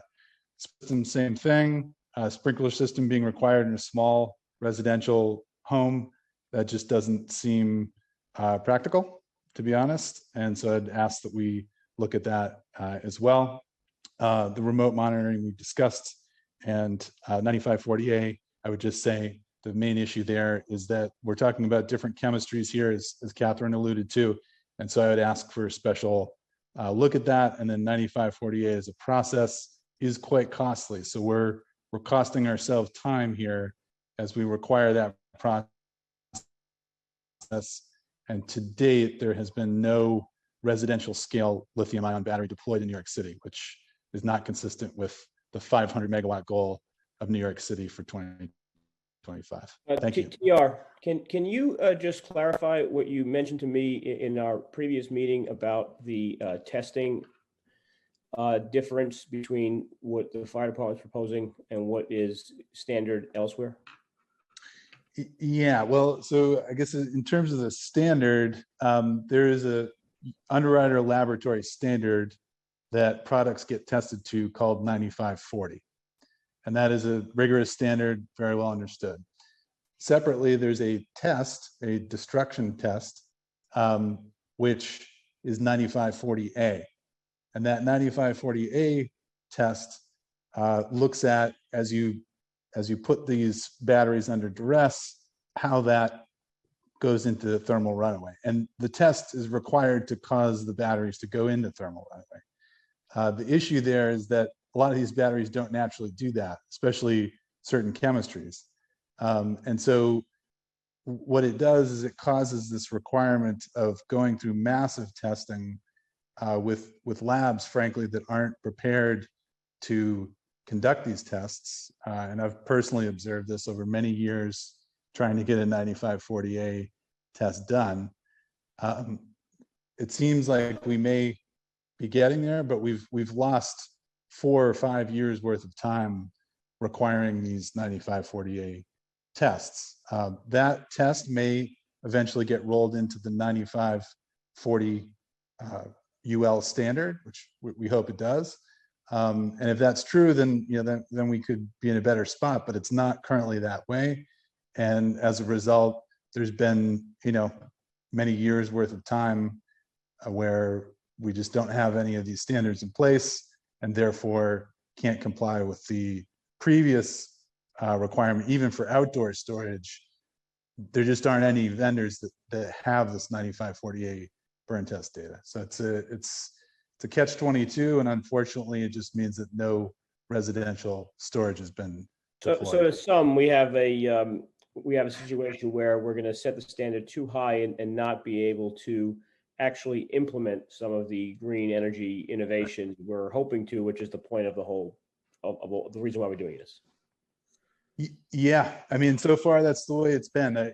Things may catch up, as Julian has said many times. It's possible, but at the same time, if we're looking at small residential systems, I think we need to make the assumption that if we're allowing an electric car that has 60 kilowatt hours, 100 kilowatt hours worth of batteries into a dwelling, that in the garage kilowatt hour, and 20 kilowatt hour stationary system should certainly be less dangerous in that regard. Thank you. Thank you for your testimony. Next will be Leslie Snyder, followed by Arthur Goldstein, and then Richard Kluge. Starting time. Not able to unmute. Good afternoon. Can you hear me? Yes, we can.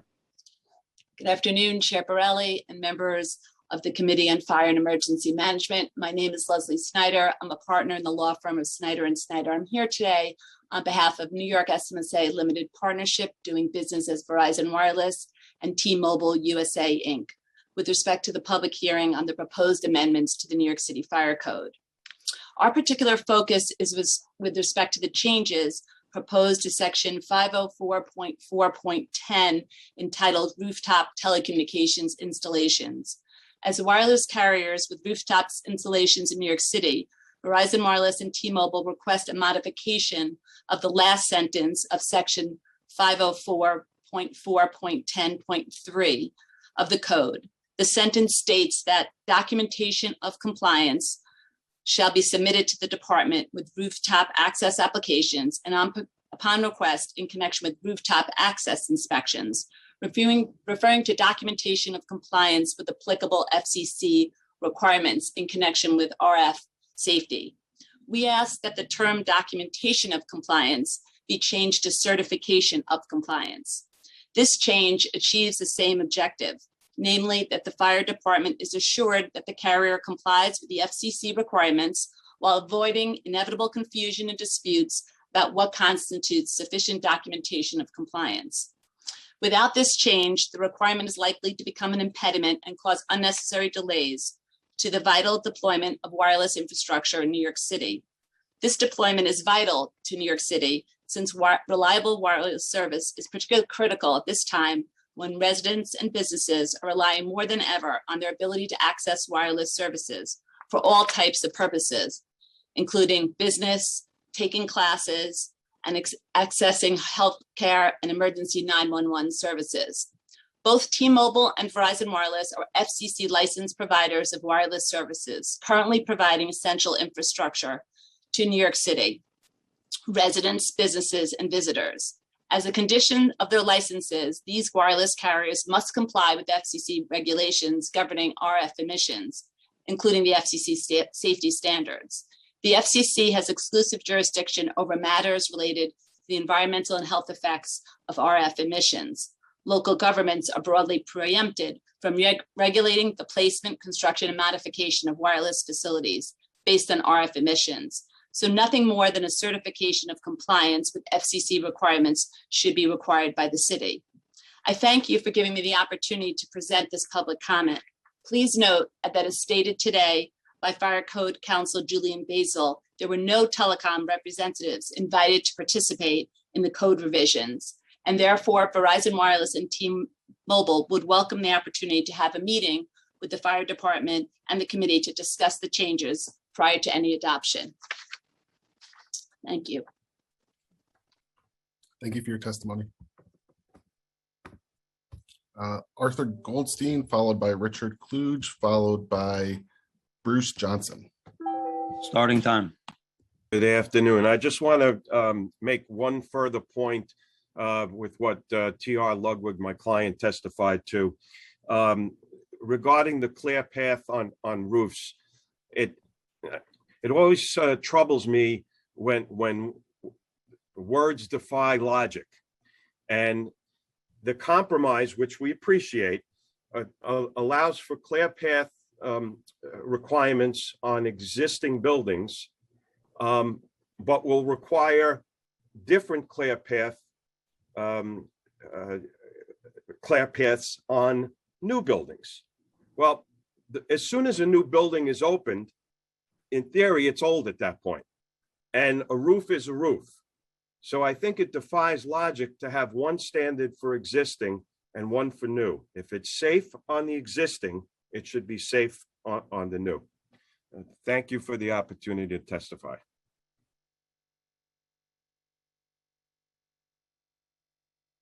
Thank you for your testimony, Arthur. Next will be Richard Kluge, followed by Bruce Johnson, followed by Mr. Gilbert from Superior Protection Services. Richard, you may go ahead. Starting time.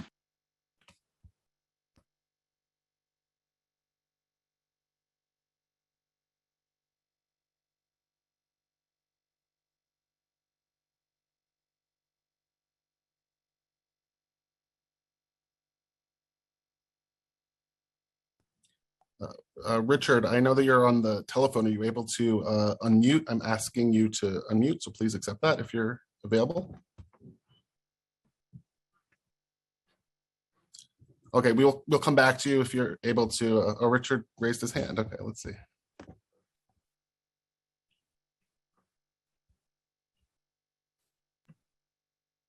Chairman, can you hear me? Chair Borelli, can you hear me? Yep, go ahead. Okay, thank you. Thank you, Chair Borelli and committee members. The Alliance for Telecommunications Industry Solutions, or ADIS, is a leading developer of standards for information and communication technology and services companies. Addus develops standards on a broad range of important issues, including 5G and the Internet of Things. Industry subject matter experts work collaboratively in Addus's open industry committees, such as the Sustainability in Telecom, Energy, and Protection Committee, or STEP. Addus STEP develops standards and technical reports for telecommunications equipment and environments in the areas of energy efficiency, environmental impacts, power, and protection. These include Addus 307, the standard for fire resistance criteria, Addus 330, standard for valve-regulated lead-acid batteries used in telecommunications environments, and Addus 003, battery enclosures and room areas. Addus STEP understands that the City of New York is revising its fire code and that the revised code will, among other things, regulate new energy storage systems, such as those based on lithium-ion batteries. STEP is concerned that the proposed revisions could negatively impact the use of telecommunications battery plants, which have a long history of safe operation. These low-voltage battery plants provide safe and highly reliable backup power to the vital telecommunications infrastructure. Such deployments have been granted special consideration in model, building, and fire codes so that network reliability is not negatively impacted. Instead of evaluating telecom battery plants under the New York City Fire Code, Addus STEP believes that lead-acid and nickel-cadmium batteries utilized within telecommunications power plants should continue to be considered telecommunications equipment. Therefore, these plants should be evaluated solely under the NFPA 76 standard for the fire protection of telecommunications facilities. Addus STEP urges all involved to ensure that the amended New York City Fire Code does not negatively impact the reliability and availability of communications networks. Telecommunications carriers have historically collaborated closely with the fire department of the City of New York to establish installation requirements specific to telecom battery plants within the city. Such past collaboration has helped assure the safety of telecom equipment installations, including necessary standby batteries, without eroding essential network reliability. And this letter, we look forward to working with you further. This letter is signed by John Fuller and Ernie Gallo, who are the chair and vice chair of Addus STEP. Thank you. Richard, thank you for your testimony. Next, we'll hear from Bruce Johnson, followed by Mr. Gilbert, followed by Dottie Mozzarella. Go ahead, Bruce. Starting time. Good afternoon, Chair Borelli and members of the committee. My name is Bruce Johnson, and I'm a Regulatory Services Regional Manager for UL. And UL appreciates the opportunity to provide comments today on the proposed local law to amend the New York City Fire Code. Since its inception in 1894, UL serves a mission of promoting safe living and working environments for people everywhere. Grounded in science and collaboration, UL's work empowers trust in pioneering and innovative new technologies, from electricity to the internet. We help innovators deliver safer, more secure products and technologies through a wide range of research, standards development, testing, and certification services that enable the safe adoption and the use of these new technologies. UL values the long-standing collaborative relationship it has with FDNY, and we would like to recognize and commend its fire prevention staff, along with the many volunteer subject matter experts that work on this code update for the City Fire Code. In general, fire and building codes need periodic review and updates to align with the national model codes that are updated on a 3-year cycle. These code updates serve as an opportunity to incorporate appropriate safety provisions and address new and innovative products, construction methods, and materials to ensure that public safety concerns are addressed.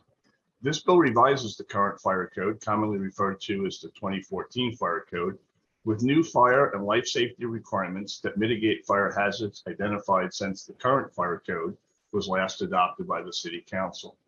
The updated fire code will add safety requirements for new technologies being deployed in New York City, such as lithium-ion battery energy storage systems and e-mobility devices such as electric scooters and e-bikes that are also powered by lithium-ion batteries. The improper charging of these e-mobility devices has been linked to numerous fires in New York City and nationwide, causing injury, death, and significant property damage, as mentioned during the FDNY's testimony.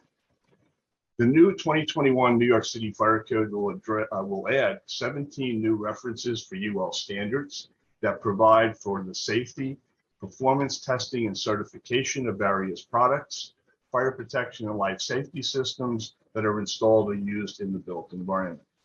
Systems and equipment covered through third-party certification performed by approved testing laboratories to recognize safety standards provides a reasonable assurance for the electrical and fire safety of those devices. Standards for product safety, such as those published by UL, holistically and effectively address the safety of emerging technologies. I thank you for the opportunity to present our testimony today, and I'm available to answer any questions that the City Council may have or provide additional information in regard to UL or the UL standards being referenced in the new fire code. Thank you. Bruce, thank you so much for your testimony. Next, we'll move to Mr. Gilbert, followed by Dottie Mazzarella. Mr. Gilbert, go ahead, sir. Starting Good time. afternoon. Good afternoon and welcome. And thank you, Chairman Borelli. And I'd also like to thank Josh Kingsley for the opportunity to testify today, having to do with the change in the fire code. First of all, I do see they incorporated a change which I requested to allow other technology than a printer. I just wish they would have acknowledged the fact that this change has been made. The other item which I'd like to address is the 5-year test. The 5-year test which they're applying to fire alarm systems is a requirement for sprinkler systems due to the fact they're unsupervised and arc radio systems. Fire alarm systems, according to the NFPA 72 of Chapter 14, the 2010 code, shortly to be the 2006 code adopted by the City of New York, have all the rules and regulations requiring regular inspections on fire alarm system, dictating the inspection period and the need to do so on an annual basis. This requirement, which is being impended here, I think is redundant and doesn't have any justification because, as I stated, fire alarms are supervised and maintained. There's a procedure and a schedule, and I don't see the need for unnecessary legislation requiring something that is currently in place and doesn't apply as it does in the other categories. I suggest they reconsider this and consider leaving the current requirements of NFPA in place, which is more than sufficient in order to do what's necessary here. I do appreciate the change and consideration Chief Jordan and Sanji Josephs and Julian Basil took in incorporating the change having to do with the printer, because printer is somewhat passe technology, and this allows changes in the future. But I also think in the other cases, redundancy isn't necessary as it applies to the inspections on the fire alarm systems and procedures in place. So I hope this is a consideration. Thank you and have a good afternoon for your time. Bye. Thank you so much for your testimony. Next, we'll move to Dottie Mazzarella. And I believe if anyone else wants to testify, please use the Zoom raise hand function, after which we'll turn back to Chair Borelli to close out the hearing. Go ahead, Dottie. Starting time. Thank you. Good afternoon, Chairman, members, and staff of the Council Committee on Fire and Emergency Management. My name is Dottie Mazzarella. I'm the Vice President of Government Relations for the International Code Council. The ICC is a member-focused association dedicated to helping the building community provide safe, resilient, and sustainable construction through the development and use of model codes and standards used in the design, construction, and compliance process. I appreciate the opportunity to submit testimony in support of Intro 2430 to amend the New York City Fire Code based on the 2015 International Fire Code with, of course, New York City amendments.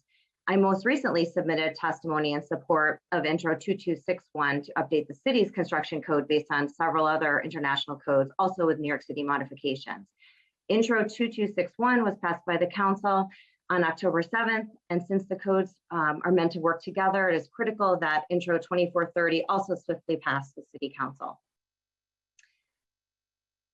The international codes are currently adopted at the state and local level in all 50 states, DC, Guam, the Northern Mariana Islands, the US Virgin Islands, Puerto Rico, and also here in New York City. The I-codes are also used internationally in the Caribbean, Central America, the Middle East, Georgia, and Mexico. The I-codes are revised and updated every 3 years by a national consensus process that strikes a balance between the latest technology and new building products while providing for most recent advances in public and first responder safety and installation techniques. The I-codes are correlated to work together without conflicts to eliminate confusion in building design or inconsistent enforcement. The ICC code development process is an open, inclusive process that encourages inputs from all individuals and groups and allows those governmental members, including representatives from the FDNY, to determine the final code provisions. The technical and practical expertise of New York City fire and building officials, design professionals, builders, contractors, labor, and all other organizations interested in building safety are vital to your adoption efforts and as well as ours. I commend the fire department for its inclusive and transparent process to update the city fire code, and I'm very happy to be here virtually today to support those efforts. Thank you very much.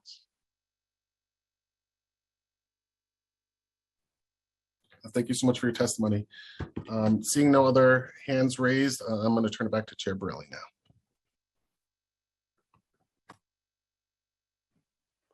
Thank you, everyone, for your testimony, and thank you for the administration for the 4 years or so of work that went into this. And it's nice that we can see the finish line on the horizon, but there is still a little bit more work to do. I'd like to incorporate some of the changes that have been suggested into the code, and we will go back to the administration, I'm sure, with some changes in the next 10 to 14 days, I imagine. And with that, we will gavel out. So this concludes today's hearing.